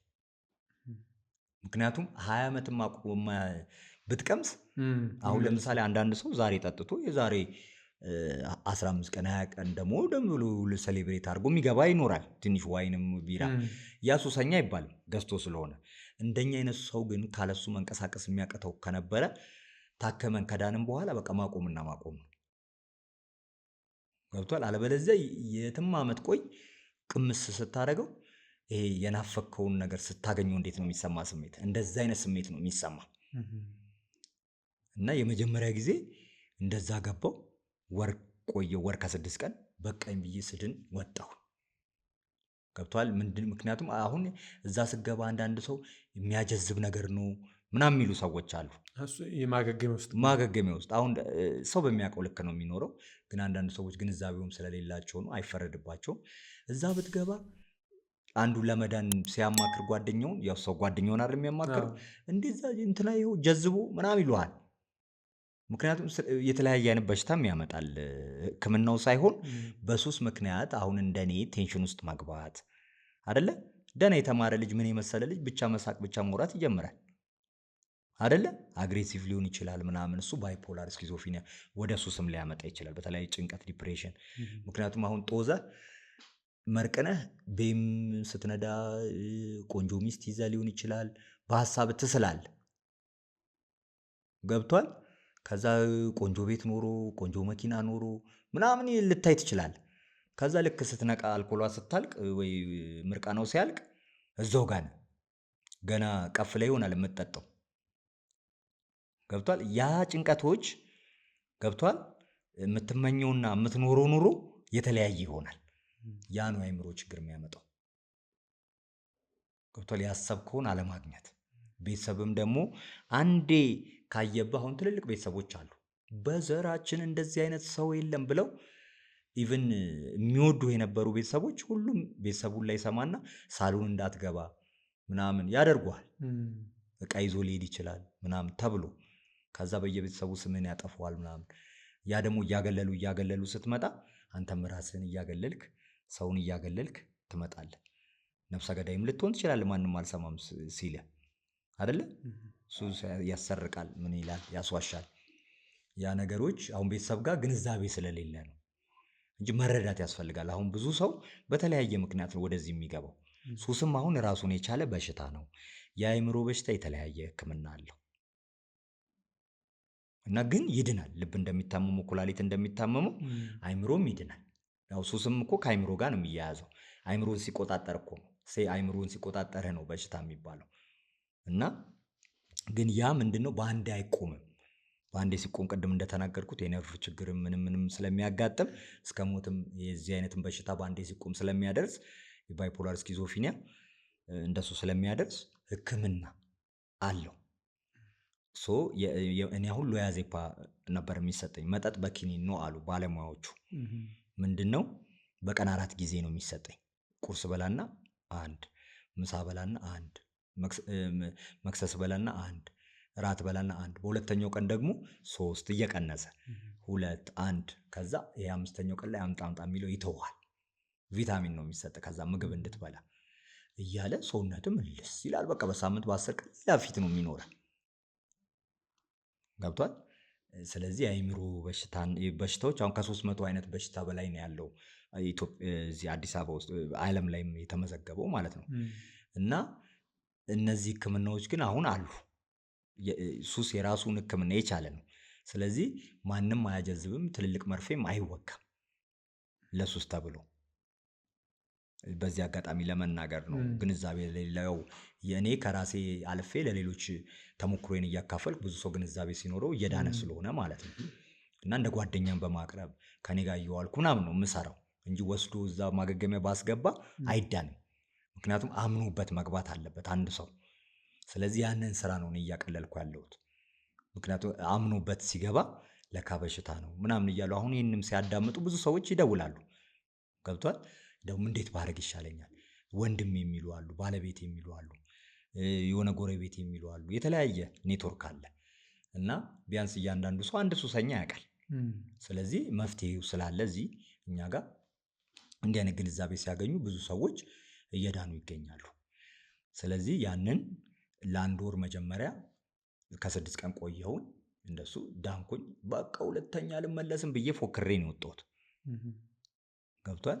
ከዛ 4 ወር ላይ ስቆይ ደግሞ 4 ወር ድረስ በቃ ኖ ብዬ የሚያብረቀርቅ በለጨውን ላይ እየሰጡኝ የክለብ ባለቤቶች ምናምን እንደ ዮዮ አቁመህ ምናምን እያሉ አዎ ኧረ ውስኪ ጠጣ በቃ ዝም ብለህ ምናምን ይሉኛል። እኔ ነኝ ዛሬ ጋባዥ ምናምን ይሉኛል። ገብቷል።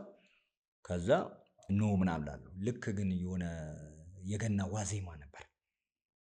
ገብቷል። የገና ዋዜማ ነበርና አንድ ብጠጣ ነው ያልኩት።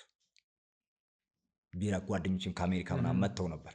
ከዛ አንድ ቀመስ ሳደርግ እንትን ሆነብኝ፣ ጣፈጠኝ፣ በቃ ደስ አለኝ። በቃ ድገም ነው ለካ በሽታው፣ አምጣ 2 ጠጡ፣ 1 ድገምኛል፣ 3 አይ ዛሬ ኦቨር ወጥቼ ነገ አቆማለሁ። ኮታህም ይጨምራል ለካ። ገብቶ በፊት ከምትጠቀመው በእጥፍ ይጨምራል ሲያገረሽ። ከዛ በዛው ኦቨር ወጣን። በማግስቱ ጫቴንም ዊዴንም ሁሉንም ነው የገዛሁት። ተዋሉ ያልከው ልጅ? አዎ ዛሬ ለገና አልኩ ጥምቀት ይውጣ እያልኩኝ ተመልሼ ጥምቀት እስኪወጣ ምናምን ስል ተመልሶ አገረሸ ማለት ነው። ሌላ ችግር። ሁለተኛ ጊዜ ሄጄ ለምኜ ገባሁ። ጳውሎስ ባለውለታዬ ነው። ጳውሎስ ሲሄድ ይከለክሉኛል፣ ግን ይፈቅዱልኛል። ሁኔታዬን ያዩና ሁለተኛም ገባሁ። ሲስተር ብሩክ የምትባል ራሷ ዋስ ሆና አስገባች። ከዛ በወጣው ቀን ነው የጀመርኩት። አገግምህ ከወጣ በኋላ? አዎ በሁለተኛው። ከዛ በኋላ አገረሸ እንደገና። 3ኛው ላይ ገባኝ። በሽታ መሆኑን ተረዳው። እንደሚድንም አወቅኩ፣ እንደሚያገረሽም አወቅኩ። የእድሜ ልክም በሽታ ነው። ገብቷል። እንዲህ እላቸው ነበር ባለሙያዎቹን እዛው አንደኛ ምናምን የገቡ ግሩፕ ቴራፒ ላይ። እኔ አሁን ብር ሲኖረኝ እላቸዋለሁ እንዴ እጠጣለሁ፣ ራሴን እየጠበቅኩ በደንብ እየበላው ምናምን እላቸዋለሁ። ይኸው እንትና እየጠጣ እንትና ባለሀብት እልልሃለሁ። ለካ ባለሀብትም ብር ከምሮ ጤና ከሌለው ዋጋ እንደሌለው የተረዳሁት ደግሞ ያኔ ነው። ልክ ስወጣ በ3ኛው ምና የለም በቃ እንደዛ ስንቀጠቀጥ ምን ስል አሁን ለምሳሌ አርቲስት ጋር ስትውል ስለ ሚሊዮን ማውራት ምናምን ብርቅ አይደለም ስለሚገኝ እና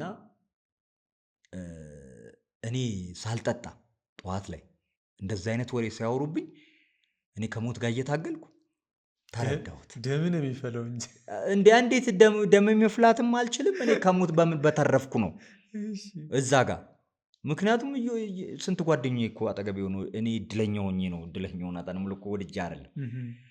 በቃ ላይፌን ገብቷል። ዝም ብዬ አምጥቼ አይደለም፣ ከስንት እግዚአብሔር ስለጠበቀኝ ነው እንጂ ስንቱ እኔ ከኔ የሚለየው እሱም ሰው እኔም ሰው፣ እሷም ሰው እኔም ሰው አይደል። አጠገቤ ሆኖ እኮ እንደዚህ አጠገብ ላጠገብ ሆኖ እንደዚህ ሂሳብ መጀመሪያ ሲጫወት ቆይቶ ሂሳብ ሲባል የሌለ ሰው አለ ያጋጠመኝ። አዎ አሁን ያለ የሚመስል እንደዚህ ብሎ በቃ ሞቶ የተገኘ አሉ እንደዚህ በየመጠጥ ቤት ውስጥ ገብቷል። ምክንያቱም ቻውም አትልም፣ ኦልሬዲ ውስጥህን ስለሚጨርሰው አልኮል ቻው የማለትም አቅም የለ። በቃ ድንገት ምን ሆኜ ምናምን ዝም ብለህ እያዳመጥኩ ላጥ ልትል ትችላለህ። ብዙ ሰው እንደዛ ነው ላጥ የሚለው። ከዛ ለዛ ነው ዲቪ ተመታለት ምናምን የሚባለው፣ ስጠፋም ሞቶ ይሆናል የሚባለው። ምክንያቱም አረቄ እዛ እየተዝናናን እኮ እንትን እየጠጣን እኛ ስራ ሆኖብን ነው። ትረዳለህ። በቃ መርፌህን ልትወጋ ነው የምትባለው። ምክንያቱም እያንቀጠቀጠ መርፌ ነው የምትባለው። እና እንዲያፈሰነው ስንለኩሰው እሳት ቦክ ይላል አይደል? እንዲህ እኮ ነው ውስጣችን የሚያቃጥለው እያለን እኮ ነው የምንጠጣው። ግን እንዴት መዳን እንዳለብን ስለማናውቀው ነው። እዛ ውስጥ ስጋ ራሱ ስትከትኩ በአንዴ ነጭ ነው የሚሆነው። ሰውነት እኮ የሰው ልጅ ግን ቻይ ነው ምናምን እንልልሃለን። እየጠጣህ እንደ እያየው ነጭ እያደረገው እዚህ ውስጥ ገብቶ አሰብኩ እና እንደተቃጠልክ ታውቀዋለህ። ግን እንዴት መዳን እንዳለብን ግንዛቤ የለኝም ነበር። ብዙ ሰውም ግንዛቤ ስለሌለው ነው እየሰቃየ ያለው። ገብቷል። እና እሱን አሁን ለምሳሌ አንዳንድ ደግሞ ተስፋ በመቁረጥ ምናምን በቃ መሞት እፈልጋለሁ ነው ይላል። ምን ሆነ ነው ሱሰኛ ሆንከው ስትለው እንግዲህ እኔ ዲግሪ አለኝ ይላል እና ስራ በማጣት ነው። እስቲ አሁን ለምሳሌ እኔ ብጠጣም ስራ አልቀርም ነበር በፊት። ገብቷል። ስራ አልቀርም እየጠጣው ራሱ ሰካራም እየተባልኩኝ እየተሰደብኩ ራሱ ስራ አልቀርም እየፈለግኩ ገባለሁ። ገብቷል። አሁን አንዳንድ ሰው እንደዚህ ስራ በማጣት ነው ምናምና ይላል። ዲግሪ ይዞ ምን ይዞ እንግዲህ 10 ምናምን ዓመት ተምሮ 5 ዓመት ዩኒቨርሲቲ ተምሮ 5 ዓመት ደግሞ እየቃመ ያላል ተስፋ በመቁረጥ ነው ምናምን ይላል። ስራ የለም ምና ይላል። ቻሌንጅ ውስጥ መግባት እንዲችሉ ያ የኔን ተሞክሮ ሼር አደርጋለሁ። እንግዲህ ሁለተኛም እንደዛ ገባው፣ ሶስተኛም አሁን በሶስተኛው ግን ስገባ እንዳልኩ በሽታ መሆኑን ተረዳው። እንደሚሄድንም አወኩ፣ እንደሚያገረሽም አወኩ። ከዛ የህይወት ግብ ደግሞ ያስፈልጋል። ይህ ባለፈ ነገር መቆጨት ምናምን አያስፈልግም። አሁን ዓለማችን ላይ ተጽዕኖ ፈጣሪዎች ብታያቸው ወድቋል፣ ተነስቷል። አችልም የተባለ የተሳቀበት እንዲህ በእርግጫ የተመታ አችሉም የተባለ አሁን ዓለማችን ተጽዕኖ ፈጣሪዎች ብታዩ አችልም የተባረረ ምን ያለ የተሳቀበት ነው። ስለዚህ ከውድቀት አራዳ ማለት ትማርና የወደፊት ህይወትን ማጣፈጥ ነው። በምን ማስተካከል እና እንዲህ ባረግ ኖሮ ምንል ከሆነ አንወጣም። ያን ብር ባላጠፈው ኖሮ ቤተሰቤን ባልበትን ኖሮ ገብቷል። ሚስቴ ስለሄደችብኝ ነው ምናምን የሚልም አለ። ሌላ ሰው እንደዚህ ያልሆነ የተለያየ ንብረት በማጥፋት በማውደም ከዛ በኋላ ያንን እንደዚህ በቃ ተስፋ ቆረጥኩ ምናምን የሚልህ አለ። ቤተሰቦቼም አገለሉኝ ምናምን የሚሉ አሉ። ግን ከዛ ተምረን የህይወታችን ብናጣፍጠው ጥሩ ነው። አሁን እኔ ወድቄ በቃ ማንም አትረባም ያለኝ መሞት ነው በቃ ጫፍ ደርሰሃል ያሉኝ በቃ እንዲህ ይሆናል ያሉ ሰው አለ። ያንተ እንዲህ መሆን የሚሉኝ አሉ። ገብቷል። ብዙ ቦታ ጓደኛ አለኝ እና ይገርማቸዋል። በተለያየ ቋንቋ በሚያመልኩበት ፈጣሪያቸውን ሲያመሰግኑ ስሰማ ደስ ይለኛል። ቤተሰብ ግን አንተ ለመውጣት ፈልገህ ራዕይ ኑሮ ስትወጣ ቤተሰብስ የነበረው ነገር ምን ነበር? አዎ እንግዲህ እንዳልኩ በሶስተኛው ስገባ ይሄንን ጨርሼ ነው የገባሁት። ራዕይን በቃ ይሄ በዚህ ነገር ማስታወቂያም ስራ እንግዲህ ጋዜጠኞችም ምኖችም ስለማቅ በሚዲያም በኩል ብዙ እንግዲህ በዲጄነትም እያዝናን ነው። አሁን ዲጄነት ብዙ ጠቅሞኛል። ለምንድን ነው? ስለ ልቦና እኮ ታነባለህ። አሁን ሰው ቀጥሎ ምን ብከፍት ይዝናኑልኛል። ምክንያቱም ሙዚቃ የሚያውቃለ፣ ሙዚቃ የማያውቃለ፣ ትልቅ ሰው አለ፣ ትንሹ አለ፣ ወጣቱ አለ፣ አራዳው አለ፣ ፋራው አለ። ያንን ሁላ አንድ ላይ አዝናንተ ፍሬንድ አድርገህ ማውጣት ማለት የራሱ ባህሪውን ችለ ቻው ብለህ ጓደኛ መሆን የራሱ ትልቅ ጥበብ ይጠይቃል። እና አሁን እኔ ዲጄነትን ግለጸው ስባል የአይምሮ ፓይለት ነው የምለው። ገብቷል። የተናደደውንም የተደሰተውንም እኩል ማስደሰት እንትን ነው የራሱ ጥበብ ይጠይቃል። ልምድ ይፈልጋል፣ ተስጦም ይጠይቃል። እና በጣም ጠቅሞኛል። በዛ መንገድ እንደ ጓደኛ እያቀረብኩ በራሱ ሙድ ሰውን ስትቀርበው ግልጽ ሆኖ ያወራል እንደ ጓደኛ ስትሆን። ምክንያቱም በተለያየ ምክንያት ነው ሰው የገባው እንጂ ዝም ብለውን ሄደ ምን ያደርግልሃል ሱስ ብትለው ምን አገባ ነው የሚለው። ምን አገባ ነው ገብቷል። ሊደባደቡላ ይችላል። ገብቷል። የራሱ እንትን አለው። ስለዚህ ይሄንን በቃ በዚህ ዙሪያ ብሰራ እኔ እችላለሁ አልኩኝ። ማገገሚያ ብከፍት፣ በጎ አድራጎት ብከፍት፣ ማገገሚያን ብከፍት እንደዚህ በቃ ብዙዎች መጥቀም እችላለሁ። 22 ዓመት እንግዲህ ቀልድ አይደለም አይደል? አንዱ ልጅ ተወልዶ ዩኒቨርሲቲ የሚመረቅበት ጊዜ ነው። ስለዚህ ያንን ሼር ባደርግ ብዙዎችን ማዳን እችላለሁ ብዬ ተነሳሁ። ከዛ ያግዙኛል ብዬ ያልኳቸው ሰዎች ማለት ነው አያግዙም። የምታውቀው ሰው አያግዝም። ምን ተባልክ? እስኪ ይህን አስበህ ሀሳቡን ለሰዎች ስትነግር የተባልከው ነገር ነው። በተለይ አጠገቤ ከቤተሰብ ጀምሮ ደግሞ ምን አስበህ ነው ይልሃል። እንደዚህ ያበድሩኝና እንደዚህ ምናምን ሰርቼ በቃ ምናምን ትላለህ። ምክንያቱም መነቃነቂያ ያው ሱሰኛ ስለነበር 100 ብርም ላይኖር ይችላል። ከዛ እንደዛ ይሉኛል። አሃ እሺ አልኩኝ። አጠገቤ ጎረቤትም ምናምን አንዳንድ ፍሬንዶች ምናምን ታያለህ አይደል? ብዙ ድሮ አውቃቸዋለሁ የምትላቸው ባለሀብቶች ምናምን ሄጄ አማከርኩ። የሚያውቅ ሰው አያደርስልህም። ከዛ ተውኩትና ወደማያውቁኝ ሰዎች እኔ ምንድን ነው የትም አካባቢ ሄጄ እኔ አሶሳም ኖሬያለሁ፣ ሐዋሳም፣ ሻሸመኔም፣ ወንዱም፣ ባህር ዳር፣ ጎንደር ብዙ ኖሬያለሁ እና ተግባብቼ እኖራለሁ የትም አካባቢ። ብዙ አዲስ አበባ እኔ አሁን በሰፈር አላምንም። ብዙ ወንድሞች ስላሉኝ የትም ሰፈር እህቶች አሉ፣ በጣም ብዙ ጓደኞች አሉኝ። ገብቷል። እንደ እናትም እንደ አባትም ይሆኑኛሉ። ተከራይቼ እየኖርኩኝ የሆነ ሰፈር ስሄድ እንዴ በቃ እዚህ ቤት ነው የምስበው እንዴ በቃ ምናምን ይሉኛል። ተግባብተህ ትኖራለህ እንጂ ሰፈሬ አሁን እኔ የምኖረው ወደ ዳትሰን ነው እንትን ያለው ግን ብዙ ቦታ እንደውም የአራት ኪሎ ነው ብዙ ሰው የአራት ኪሎ ልጅ ነው የምመስለው ቼኩፌራም ስሰራ ብዙ ዓመት ምናምን የምታወቀው እና እኔ አሁን ብዙ ቦታ ጓደኞች ስላሉኝ ሄጄ የሆነ ቦታ ተግባብቼ ይኖራለሁ። ብዙ ኔትወርክም ስላለ እንዴ እንትናን ታውቀዋል እንዴ እሱማ ወንድሜ ምናምን ተብሎ ወዲያው ተግባባለሁ። ከዛ ያ ነገር ስለጠቀመኝ ሄድኩኝና የሆነ ትምህርት ቤት ተሞክሮኝ ሼር ባደርግ አልኩኝ። እዛ ማድረግ ጀመርኩ። ከአንድ ስቴጅ እያሻሻልክ ነው የምትመጣው። ተቀበሉ ግን ተቀበሉኝ። እንዴ የእኛም ስራ ነው ምናምን ተብዬ ትምህርት ለተማሪዎች ተሞክሮ ማካፈል ጀመር። የመጀመሪያ ጊዜ ያቀረበኝ ሬዲዮ ላይ ሽመልስ በቀለ ነው። በጣም ማከብረው አዳረች አራዳ የሚል የሚገርም ፕሮግራም የ2 ሳምንት እንግዳ አደረገኝ። አላልቅ ብሎ በቃ ደስ አለው። ህዝቡ ከተለያየ ዓለም ነው የሚደውለው። ከዛ ቃና ቲቪ ላይ ኢቢኤስ ደግሞ ከዛ ጋበዘኝ ራስ ብሩክ የሚባል ከዛ እያለ በቃ ኮሜዲያን እሸቱም አቅርቦኝ ያውቃል። ከዓለም ላይ መደወል ጀመረ። ልክ እዛ ስቀርብ ምናምን ሰዎች በቃ ቢዚ ሲሆን ስራ አንተ ድሮም ታስታውቅ ነበር እያሉ መጡ። መጀመሪያ የማይደግፉኝ በምን እናግዝሽ ታዲያ አሁን ምናምን ማለት ጀመሩ። አሁን ይኸው ይሄ ነው በቃ ዮዮ ይሄ ነው በቃ ገብቷል።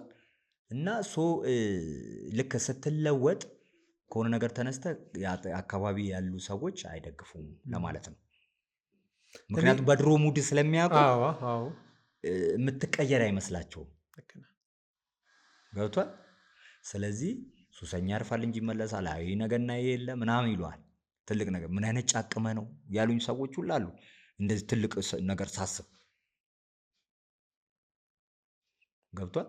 ስለዚህ እኔ በምን አገኘው እንደሱ እያደረግኩኝ ከዛ ደግሞ ያው ገንዘብ ማግኘትም ነበረብኝ። አዲስ ህይወት የሚል ዘጋቢ ፊልም ሰራሁ በራሴ ዙሪያ በቃ ያልገቡት እንዳይገቡ ከህፃናት ጀምሮ የኔን ተሞክሮ የገቡት መውጣት እንዲችሉ ከወጣም በኋላ ደግሞ እንዳያገረሽ በምን መልኩ እንከላከል የሚለውን የራሴን ተሞክሮ በ25 ደቂቃ ዶክመንታሪ ፊልም ሰራሁኝ። በራሴ ሳይሆን በስፖንሰር ሰው ጠይቄ ተሰጠኝ። ከዛ ብዙ ቦታ እድሉን ያገኝ ተገዛ፣ ተሸጠ፣ መነቃነቂያም አገኘው። ገብቷል። አንዳንድ ደግሞ ደግ ጓደኞች ነበሩኝ። እነሱ በሻንጣ ልብስ ሲሰጡኝ ምናምን ነበረ። ገብቷል። ሰው ጋር ስትሄድ የማያውቁኝ እኮ ናቸው ከሌላ ቦታ መጡ እንጂ የአካባቢ አጠገብ ያሉትማ ይሸጧል ብሎ ነው የሚያስቡት። መልሶ የጠጣበት ከባድ እንደዚህ በሱስ በነበር ወጣት ስትሆን የሴት ጓደኛ ይኖርሃል፣ ትዳርም ማሰብ። ያንተ ስታትስ እንዴት ነበር በዛን ሰዓት? እኔ አሳጥቶኛል። እንዴት ነበር? እኔ 1-4 ጊዜ እንግዲህ አፍቅሬ አውቃለሁ በተለያየ ጊዜ። አሁን አንዳንዱ ፍቅር አንዴ ነው ምናምን የሚለው አሉ። እኔ እንጃ። እኔ አሁን እንትን ስለሆንኩ ነው መሰለኝ ማለት ሊሆን ይችላል ለአንዳንዱ። እኔም እግዚአብሔር የሚያዘዘው እንደዛ ነው። ግን አሁን በተለያየ አጋጣሚ አሁን እኔ ሱሰኛ ሆኜባት በቃ ልታድነኝ ሞክራ ያልቻለች ሴት ጥላኝ ሄዳለች ሳላስበው ድንገት። እሱም ደግሞ ድንገት ስትሄድ የለመድከውን ጠረን ምናምን ስታጣ ደግሞ ያማሃል። የሌላ ሰው ሆና ማየቱ ምናምን የምትወዳት እኮ ነች። ገብቷል። ሴቶች ደግሞ ብልጥ ናቸው። የሆነች ነገር ጊዜ ሊጨሱ ይችላሉ። ከዛ ላጥ ብሎ ሌላ ቦታ ነው የምታገኛቸው። ምክንያቱም ከእድሜያቸው ጋር የሚሯራጣሉ ይመስለኛል አይደለ? የሆነ ቁም ነገር ይፈልጋሉ። ሊቀይሩ ግን ይጥራሉ፣ ይሞክራሉ። እና እንደዚህ መታ 1-2 ጊዜ እንደዚህ ያጣኋቸው ሰዎች አሉ። 3ኛም ላይ እንደዚሁ 4 ጊዜ በተለያየ ጊዜ ፍቅር አጥቼ አውቃለሁ። ከዛ የሆነ ሰዓት ላይ እንደውም በቃ ደነደንኩኝ። ገብቷል። ዝም ብዬ ሴት አጫዋች ሆንኩኝ ማለት በቃ ከተለያዩ ከብዙ ሴት ጋር እኔ አንዳንዴ አላቃቸውም ደግሜ ሁላ እንትን ረሳኸኝ የምትለኛለች። ሱሱ ነው እንደዛ የሚያደርገው። አዎ ገብቷል። ያ ነገር ያው የዲጄም ትርፉ ይገጥመሃል በቃ። ከዛ የሆነ ጊዜ ላይ ደግሞ እንደገና እንትን የተዘባረቀ ህይወት ውስጥ አለማፍቀር፣ ፍቅር ይጠፋል ውስጥ። ያን ፍቅር ማጣት ግን ከባድ ነው ብታዩ። በጣም እኮ እንዴ ስነ ልቦና ችግር እኮ ነው አይደል? ፍቅር አሁን ሰው ማፍቀር አለበት። አሁን ፍቅር ባይኖርህ መጽሐፍ ቅዱስም እኮ የሚለው የፈለገ ደግ ብትሆን ምን ብትሆን ከሌለ ባዶ ነህ። እና ብዙ እንትን ውስጥ ከቶኝ ነበር። ምክንያቱም ማንም አይወደኝም ወደ ማለት መጣሁ ራሴም። ምክንያቱም ወረድኩ ወደታች።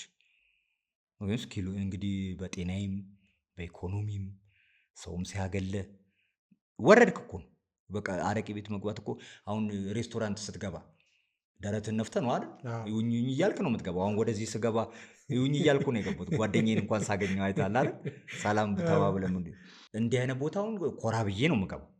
አረቄ ቤት ስትገባስ እንዲህ ሰው አየኝ ብለህ ገለጥ አድርገህ ምናምን ነው የምትገባው። ያሳፍራል እኮ ገብቷል።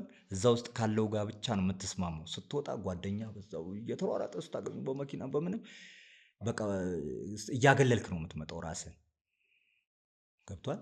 ያ ነገር ብዙ ነገር ውስጥ ከቶኝ ነበር። የስነ ልቦና ችግር ውስጥም ምን ውስጥም ስትወርድ ተስፋ መቁረጥ ገብቷል። ከብዙ ሰው ለሰው አለማዘን ሁላ ውስጥ ትገባለህ። ምክንያቱም የሚያዝንልህ የለማ፣ አይረዳህም ሰው። እኔ እኮ መውጣት ፈልጋለሁ ግን እንዴት ልውጣ አላቅም ነበር። በሽታ መሆኑ ግንዛቤ አልነበረኝም። ሱስ ነው ለካ እንደዛ የሚያደርገው። የሱስ በሽታ ተጽዕኖ አሁን ለምሳሌ ካንሰር የራሱ የህመም ሲምፕተም አለው፣ ስሜት አለው። የተለያዩ ጨጓራ የራሱ ነገር ይኖረዋል። ሱስ በሽታ እንደዚህ ነው የሚያደርግ። በቃ ተስፋ መቁረጥ፣ ሰርተህ እንዳልሰራ ማድረግ ገብቷል። በጤና ይጎዳሃል። በተለያየ ነገር ብዙ ችግር ውስጥ መኪና አደጋ ውስጥ ሊከት ይችላል። ካንሰር አለ። የተለያየ ኤችአይቪ የማይድን አሁን የማይወራለት ኤችአይቪ አሁን አዲስ አበባ በጣም ሰፍቷል አይደል? በጣም ከባድ ሆኗል። እና ይሄ ሁላ የሚያደርገው ሱስ ነው። ግን ግንዛቤው ካለ ማገገም የሚችል በሽታ ነው። ታክሞ ይድናል። ከዛ ደግሞ ውሳኔ ይጠይቃል። ውሳኔ ስለሚጠይቅ እንግዲህ በ3ኛው ይህን ወስኜ እየሰራው እንግዲህ አሁን ከዳንኩኝ አሁን 7 ዓመት ከ5 ወር ሆነኝ። ወደ 60 ኪሎን ገባው። እንደገና ደግሞ ጉድላክ የሱስ ማገገሚያና የስልጠና ማዕከል የሚባል ግብረሰናይ ድርጅትም ተቋቁሞ አሁን ህዳር 22 2018 በካፒታል ሆቴል ነው ያከበርነው በደማቁ። በመኪናው ሁላ አጨናነቁት። እኔ ስጀምረው አንዳንድ ህይወት ጉዞ አይደል ራሱ የራሱ ጉዞ አለውና ዮናታን ዛሬ ላይ ጠዋት ሲነሳ የሚሰማው ስሜት ነው ሱስ በነበረበት ሰዓት የሚነበረው ስሜት ማወዳደር ይችላል? ትልቅ በገነትና በሲኦል መሀል ያለው ገደል አለ አይደል? እንደሱ በለው በቃ ልዩነቱ እንዴት በለኝ። አንደኛ አሁን በፊት ከፍዬ ነበር ዓለምን የምቀላቀለው። ገብቷል። ብር ከየትም ማምጣት አለብኝ። ጠጥቼ ድኜ ነው ገና ገዝቼ ነው ስሜቴን ሁላ ገዝቼ ነው የምንቀሳቀሰው። አሁን ግን በራሴ ዶፓሚን ነው ብድግ ብዬ ደስ ብሎኝ ተመስገን ብዬ እግዚአብሔር መዝሙሬን ሰምቼ ንቅት ብዬ ምናምን ወደ ተግባር የምገባው። ልዩነት አለው። ግን ሙዴ አልመጣም። በቃ ብድግ ስል ሙዴ መጥቷል። ልዩነት አለው። በህይወት የሆነ ለውጥ ሲመጣም የሚመጣው ደስታ ስሜት ይመስለኛል። በጣም ደስታ የትም አይገኝም። አሁን ይኸው አልንቀጠቀጥ ምን አልል ሰው ፊት አልሸት። ምክንያቱም ያኔ ትገደባለህ ከሆነ ሜምበሮች ጋር ብቻ ነው የምትኖረው። አሁን ግን ከሁሉም ጋር መኖር ይችላል። ሁሉንም ጋር እያገለገልኩ ስለሆነ ሱስ የያዘውን ሰው ከሱስ የወጣ ሰው ጋይድ ሲያደርገው እንደው መጀመሪያ ምንድነው ልታደርግ የምትችለው? አዎ አሁን እንደው አታጨናንቀው። ይሄ በቁጣ በምክር የምታስቆመው አይደለም። ገብቷል። በአንዴም ደግሞ ሱሱን ማስቆም አትችልም። ፍሬንድ አድርገህ እየጋበዝክ ሼር የምናደርገው ነገር በተለያየ ምክንያት ስለሚገባ አሁን አንዳንዱ መጥቶ ዝም ብሎ የልቡን ይነግራል አይነግርም። አንዳንዱ እንዴት ምን አገባ ሊል ስለሚችል ማለት ነው። ግን እንደ ጓደኛ አቅርቤ በራሴ ሲስተም ገብቷል ፍሪ ሆነን ሲሆን አሁን ለምን አሁን እንዴት አቆምክ ሊለኝ ይችላል። እኔ እየቃምኩ አንተ እንዴት አትቅምም ምናምን። አዎ እኔ እንግዲህ እንዲያርጉኝ እያዝናናው ሼር አድርጌ ከዛ እሱም እኔም እኮ ብሎ ደግሞ የሚነግረኝ ነገር ይኖራል የራሱን ምክንያት ገብቷል። አሁን እኔ ስለ ካንሰር በሽታ ተናገር ብትለኝ አላውቅም። መጥፎ እንደሆነ አውቃለሁ። ግን አይደለም እንዴ ቢሉኝ ጠበቅ አድርገው እኔ እንጃ ነው የምለው ህመሙን ስለማላውቀው። ለሱስ በሽታ ግን በደንብ አውቃለሁ። ከዛ ዲጄነት መስራቱን ጠቅሞኛል። በራሱ ሙድ እንደ ባህሪዋ ስትቀርባት መዳን የማይፈልግ ሰው የለም። የሚገርም ያኔ ስለ በሽታውን ግንዛቤ ሰጥቼ እንዴት እንደሚድን ከዛ እንዲማኮነ ማቆም ውሎ እንዲቀየር አድርጌ እንዲህ የመጀመሪያ ቀን ቆሽሾ የመጣ ሰው በሁለተኛው ቀን ጽድት ብሎ ነው የሚመጣው። ሸሚዝ አድርጎ ቀይሮ ምናምን ይመጣል። ያንተ ማገገሚያ ማዕከል አለ?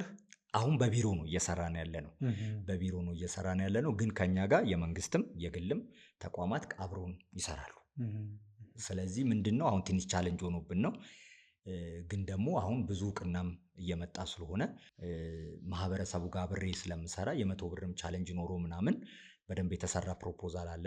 በ54 ሚሊዮን ብር የሚሰሩ ስራዎች አሉ። እነሱን ማዕከሉን ተከፍቶ በደንብ ኢንጆይ እያደረጉ የተለያዩ ነገሮችም ስራ የሚፈጥሩባቸውም ነገሮች ተዘጋጅቶ የተሰራ ፕሮፖዛል ስላለ ከማህበረሰቤ ጋር እነሱም ፈቃደኛ እንደሚሆኑ አልጠራጠርም። ብዙ ደጋፊም ከዓለም ላይ እያገኘው መጥቻለሁ። አሁን ባንወልድህም ልጃችን ነህ ምናምን እያሉ የሚመጡ ብዙ ወንድሞች ብዙ እህቶች እያፈራሁ እገኛለሁ። ኢቨንት ሳዘጋጅ እኔ በጣም በቃ ይገርምሃል ብዙ ሰው የታውቃቸው ነው ይሉኛል። ድብልቅልቅ ነው የሚለው ገብቷል። በሱስ ውስጥም ያለው በጎዳና ህይወቱም ውስጥ የሚገኙ ወንድሞቼና እህቶቼም ባለ ሀብቱም ውስጥ ተማሪዎቹም ሁሉም ነው መጥቶ አብሮኝ የሚሰራው። የዳኑትም ገብቷል። የወላጆችም ምስክር በጣም ብዙ ገብቷል። ስለዚህ ያንን አድርጌ አሁን ከእግዚአብሔር ጋር በቅርብ ከፍተነው ደግሞ ሰዎች ደግሞ በነፃ የሚገለገሉበትን ነገር እየሰራሁ እገኛለሁ። አሁን በትጋት ደከመኝ ሰለቸኝም ሳልል ውስጤ ስለሆነ አሁን የኔ ደስታ ከኢትዮጵያ ሱስ በሽታ ጠፍቶ ማየት ነው። ምክንያቱም እንዳልኩ ማንም ሱሰኛ መዳን ይፈልጋል። ግን እንዴት ውጣ ግንዛቤ ስለሌለ ነው። ያንን እየሰጠሁ አሁን በብዛት ራሱ ብዙ ሚሊዮኖች ጋር ተደራሽ ሆኛለሁ። ቢሮ ብቻ መጥተው እንግዲህ ከ560 ልጆች ነው ትልቅም በተለያየ እድሜ ክልል ያሉ። ምክንያቱም ይሄ በሽታ ዘር፣ ቀለም፣ ሃይማኖት፣ እድሜ፣ ጾታ አይለይም። ሁሉም ክልል ላይ አለ። ሁሉም መኖር ይፈልጋል። 70 ዓመት ሆኑት ሁላ መጥቶ ይዳናል። አሁን ደጋፊ 70 ዓመት ብዙ ልጆች የልጅ ልጅ ያየ ሰውዬ ባረቄ ሊሞት ነበር። ልጁ ነች እኔ ጋ ያመጣችው ጓደኛ አድርጌው ነው። አራዳ ነው። የደብረ ዘይት ሰው ነው። ገብቷል። ከኔ ጋር በቃ አብሬ አውየው ምን ብለው ዳን በቃ አንተ ነው የምንባባለው። ጓደኛው ነው። እድሜ ላንተ እኮ ነው እንጂ በቃ አይበላም ነበር ሁላ ምግብ። በቃ ልጆቹ ደግሞ ይወዱታል። በቃ ግራ አጋብቷቸው ነበር። ቤታችሁን ይሸጣባችኋለሁ ምናምን እያላቸው ምክንያት በስሙ ስላለ እያሰቃያቸው ኧረ እናቴ ሜዳ ላይ ሊጥላት ነው ኧረ ምናምን እያሉ እንዲህ አይነት ነገር ገጥሟል። ግን ለምሳሌ በትዳር ውስጥ በጣም ችግር ሆኖ ወይ ሚስት አምጥታው አንተ ጋር ወይም ደግሞ ባል ሚስትን አምጥቶ እንዲህ አይነት ታሪኮች አሉ ብዙ።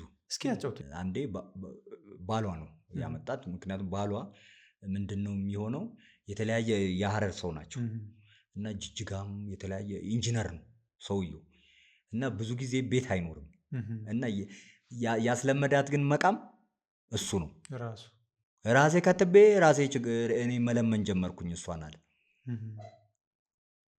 ገብቶ በቃ ቤቱ ወደመ አለ።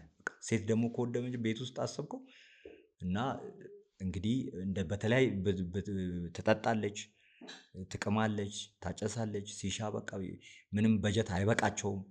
ላከ በሁለተኛው ቀን ያልቃል። ለሌላ ነገር ክፈይ ተብላ ተልኮላት እሷ ለእንትን ነው የምታውለው። ራሴን የከተብኳት ግን አለ። ስለዚህ ምን ላድርግ ሬዲዮ ላይ ሰምቼ ነው ምናምን አለ። ይዟት መጥቶ ማገገሚያ ገብታ ድና አሁን ቤተሰቦች ናቸው ከኔ ጋር ገብቷ ግንዛቤ ሰጥቼ እንደሚዳን አታውቅም ነበር እሷ። በሽታ ነው ስላት ራሱ ሳቀችብኝ። ያ ከዛ ስስቅ ያው አንዳንድ ሰው ይስቃል ግንዛቤ ስለሌለው። ከዛ እኔ እንዲሆኜ ነበር ግን እንዲህ ነው የዳንኩት። እንዲህ ምን አስለ አንተ ግን እውነትህን ነው ይሉኛል። ገብቷል። ከዛ አመነች ምናምን ገብታ ልድን ችላለች። በአሁኑ ሰዓት በጣም አስቸጋሪ የሆነው የወጣት ታዳጊዎች የተለያየ መድኃኒት ይወስዳሉ ቤተሰብ ሳያውቅ። ቤተሰብ እንዲሁም አንዳንድ ጊዜ ልጄ በጣም ጥሩ ነው እያሉ ማለት ነው። አንተ ጋር የሚመጣ ኬዝ አለ እንደዛ? ቤተሰብ ያያያዙ ሁኔታ የምትለው ነገር ካለ ብዬ ነው። አሁን በትራማዶል የተለያዩ አይስ ሊን የሚባሉ አሁን በስፕራይት በተለያየ እንትን ተደርጎ የሚጠጣ የሽሮፖች ምናምን ተደርገው በአመት ውስጥ የመጀመሪያ ቀን ያው ጀግና ሊያደርግ ይችላል። ገብቷል። ሁለተኛ ቀን የተለያየ ነገር ከዛ ጉበትን ሳምባህን አበላሽቶ መተንፈስ ችግር ምናምን እያመጣባቸው አሁን ብዙ ተማሪዎች እየተጠቀሙት ይገኛሉ። ግን በአመት ውስጥ እስከ መግደል ሊያደርስ ይችላል። የኩላሊትን ፌል አድርጎ ምናምን እሱን የሚጠቀሙ ሰዎች አሉ። በጣም በቃ ኮኬኑ ምኑ ገብቷል። በፊት አሁን በውሉድ የምናውቀው አሁን እዚህ ገብቷል እና ብዙ ተጠቃሚም አለው። የ20 ሺህ የ15 ሺህ ብር ሱስ በቀን ያለባቸው ሰዎች አሉ ተማሪ ሆነው። ስለዚህ ከሱ አሁን እንደዚህ አይነትን ሰው ግደልልኝ ብትለው ይገልልሃል። ገብቷል። ምክንያቱም በጣም ከባድ ነው የኢንተርኔት ሱስም። ብዙዎቻችን እንደውም ስልክ ላይ ተጥደን እኮ እየተገኘ ነው። አሁን እንደውም ስመጣ በራይድ ነው የመጣሁትና ሳውራ ደስ ብሎኝ አወራሁት። ከነበርኩበት ማዕከል ወደ አንተ ቀጠሮ ስለነበረኝ እየመጣሁ ወረቀቴንም ተቀብዬ እየመጣሁ በምን ላይ ነው ምናምን እንደዚህ ኤንጂ ውስጥ ምናምን መስርቼ ምናምን አልኩት። በአዲክሽን ላይ ነው የምሰራው ምናምን ስለው ከዛ የኔ ልጅ አሁን በኢንተርኔት ውስጥ እኮ ሊሞትብኝ ነው አለ። በቃ ትምህርቱን ሁላ ችላል ስልክ ላይ ነው በቃ ተጥሎ የሚውለው አለ። ምን ላድርግ ብሎ አማክሮኝ ስልክ ተቀያይረን እንዲያመጣው ሁላ የየቤቱ ችግር ሆኗል። ገብቷል። ግን አሁን ምንድነው ችግሩ? ኑሮም ነው መሰለኝ። አሁን ባለሀብቶች አሉ ለልጆቻቸው ጊዜ አይሰጡም። ለስራቸው ነው አሁን ሰው ጊዜ እየሰጠ ያለ። ለቤቱ ያው የሚያስፈልገውን ላፕቶፑንም ምኑንም በርም ያሟልቶ ምናምን ይሄዳል። ኢቭን ላይተያዩ ላይ ይችላሉ። አባትየው በሚወጣበት ሰዓት ገብቷል። ትራቭል ላይ ነው ያለው። ዞር ሲል ግን ልጅየው ሌላ ቦታ ነች። ዞር ብሎ ሲያይ ቤቱ ገብቷል። ከዛ ልጄን አድኑልኝ እያለ አሁን በየማገገሚያው በተለያየ አይምሮ ችግር የተለያየ ይሄ አምልኮ ውስጥ የሚገቡ ለብር ብለው እንዲሰጣቸዋል ምናምን የሚሏቸዋሉ በየፌስቡኩ በየቲክቶኩ። ከዛ ነፍሳቸውን የሚሸጡ አሉ። ብዙ ሰው የ16 ዓመት የ14 ዓመት ሽጠው እኔ እኮ ሽጬ ነው ነፍሴን ምናምን ይሉሃል። ይመጣሉ አንተ ጋር ይመጣሉ። በጣም ብዙ ሰው ያው እንግዲህ በሚያመልኩት ወደ ፈጣሪያቸው ቀረብ እንዲሉ። ምክንያቱም በዛ ነው እንግዲህ እንትን ማለት ያንን ቴንሽን ማውጣት የምንችል። ምክንያቱም ነፃ ስጦታ የለውም ብያለሁ ሰይጣን። በቃ እንዲያሪ እናትሽን ሄደሽ ድፈሪ ልትላት ትችላለች ሁላ።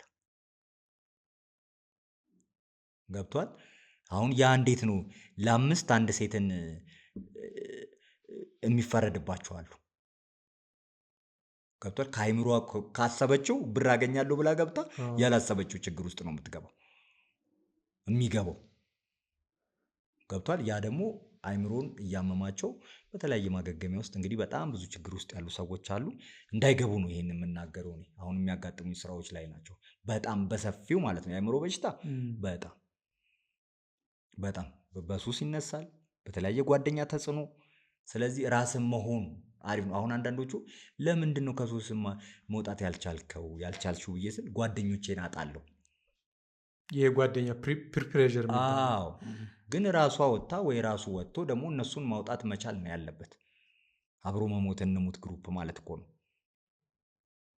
ገብቷል። ስለዚህ የውሳኔ ሰው መሆን ኖ ማለት መቻል በቃ በራስ የሚመር ባለ ራዕይ መሆን ያስፈልጋል እና ሱስ ማገገም የሚችል በሽታ ነው። እንደ መጨረሻ ማነሳለህ እድለኛው ዮናታን ህልም አለው። ሲጀምር ህልም ራዕይ ይዞ ነው። ከዚህ በኋላ የት እንጠብቀው? እንግዲህ ከኢትዮጵያ እንዳልኩ ሱስ በሽታ ጠፍቶ ማየት ነው ራዕዬ። አሁን ብዙ ሰው በተለያየ ችግር ውስጥ ነው ያለው። በመፈናቀልም ሊሆን ይችላል፣ በተለያየ ነገር፣ በቤተሰብ ፍቅር አለመስጠት። አሁን ለስራቸው ነው ጊዜ የሚሰጡ ብያለሁ እና ቤተሰቦቼ ለእኔ ጊዜ አይሰጡኝም፣ እኔን አይሰሙኝም። አንዴ ስላጠፋ ብቻ በቃ አያዳምጡኝም። እኔን ማልችልም ማረባ አድርገው ነው የሚያዩ ብለው የሚያዩ ሰዎች አሉ። ስለዚህ አንደኛ ወላጆችና ልጆች ላይ የሚሰሩ ስራዎች አሉ። አሁን እኛ የምናዘጋጃቸው ኢቨንቶች ላይ መቼ ነው እያሉ ቢጠይቁን ጥሩ ነው። እንደገና ልጄን እንዴት ላድርግ ቢያማክሩንም ጥሩ ነው እና ማገገሚያው ደግሞ ተከፍቶ በነፃ ማህበረሰቡን በሁሉም ክልል ከቻልንም ያው ለዓለም ነው የምንሰራው። ምክንያቱም በጎ ፍቃድ ልብ ሲኖርህ ዘር፣ ቀለም፣ ሃይማኖት ሳትለይ ነው ለሁሉም ነው የምትዳረሰው። ስለዚህ መጀመሪያ ከሀገሬ ነው እየጀመርኩት። ስለዚህ መጥፋት የሚችል ነው እየተጋገዝን ከማህበረሰቤ ጋር። እኛን ማግኘት የሚፈልጉ ደግሞ በ0924 88 1562 ቢደውሉልን። እንዲሁም ደግሞ አሁን ለጊዜው የበጎ አድራጎታችን ድርጅት አቢሲኒያ ባንክ ነው ያለን። እሱ ደግሞ 83 88 44 52 ከታችም እናስቀምጠው ይሆናል እና እንደሱ አድርገን እንግዲህ ዌክአፕ ህዝብ ሱስ በሽታን ከኢትዮጵያ ላይ እናጥፋ። እንችላለን። የሚቻል ነገር ነው እንጂ እንዴ አሁን ይሄኝ እስቲ እኔ ፈታቢ እንዴ ከዛ ጭንቀት አሁን ዲጄም እየሰራ ነው። ኦልሬዲ የሚሰራበት መጠጥ ቤት እንደማሰራ ነግረኸኛል። የተሻለ ነገር ይገጥማል ብዬ አስባለሁ። የጀመርከው ነገር በጣም ቆንጆ ነው። ዲጄ ዮናታን ወይም እድለኛው ዮናታን እንግዲህ ታንዛኒያ ትሄድ ይሆን? እኔ ዓለምን ነው ገና።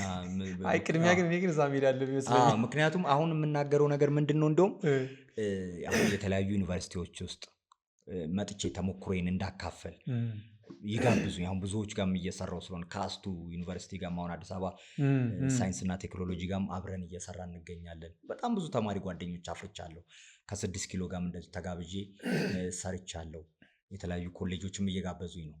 ግን ደግሞ እንደኔ ደግሞ ሰርተው እንዳልሰሩ የሚሆኑ በተለያየ የግልና የመንግስት መስሪያ ቤቶች አሉ አይደለ? ይህን ተሞክሮ ቢሰሙ ሁሉንም አንድ ላይ ተጋብዘው ያለባቸውም የሌለባቸውም በቃ ሰራተኛውን ነው መንጋብዘው አለባችሁ ምናምን ማለት የለብንም። ግን ያንን እናደርግና ተሞክሮ ቢካፈል ወንድም ይኖራል አይደለ? ብዙ ሰው ግንዛቤ ሲኖረው ብዙዎችን ማዳን እንችላለን። መጀመሪያ ግንዛቤ ላይ ነው መስራት ያለበት። ከዛ ከልጆች ጀምሮ ህፃናቶችም አሁን አያውቁም አይባልም። አሁን የስምንት ምን ታውቃለች ይባላል። ጓደኛ አድርገህ ስታቀርባት ታስደነግጣለች። የምትጠይቀው ጥያቄ የሚያውቁት ነገር ያውቃሉ። ስለ ሱስ ስለምን ስለ ብዙ ነገር ያውቃሉ። ስለዚህ ለወላጆችም ለልጆችም የተዘጋጁ ፕሮግራሞች ስላሉ ይደውሉልን በ0924 88 1562 ይደውሉልን። በጣም ብዙ ቤተሰቦችን ማከም እየቻልንም ነው እንችላለንም አሁንም በደንብ ደግሞ። ስለዚህ በምትችሉት አቅም ደግሞ በሙያም በተለያየም ነገር በማቴሪያልም በምንም ማገዝ ይችላሉ። እወዳቸዋለሁ። ለተለያየ ዓለም ላይ የሚያሉ ደግሞ አሁን አሜሪካም ቢሆን ጀርመንም ቢሆን የተለያየ ሀገር ላይ ብዙ ኢትዮጵያኖች ሄደው በተለያየ ሱስ የት ይደርሳሉ የተባሉ ያሉ አሉ። ስለዚህ እዛም ደግሞ እንደዚህ ፕሮሞተሮች ደግሞ ካሉ በእንደዚህ ደግሞ ሄደን ለብዙዎች ተደራሽ ብንሆን ብዙ ኢትዮጵያኖችን ማትረፍ እንችላለን። በጣም አመሰግናለሁ። እግዚአብሔር ይስጥልኝ። ቴንኪዩ። መልካም ስራ ይሆንልህ። አመሰግናለሁ ወንድሜ። የምን ይሉ ፖድካስት ቤተሰቦች ስትከታተሉት የነበረው ፖድካስት ይህን ይመስል ነበረ። ቀጣይ ሳምንት በሌላ እንግዳ እንገናኛለን። መልካም ሳምንት።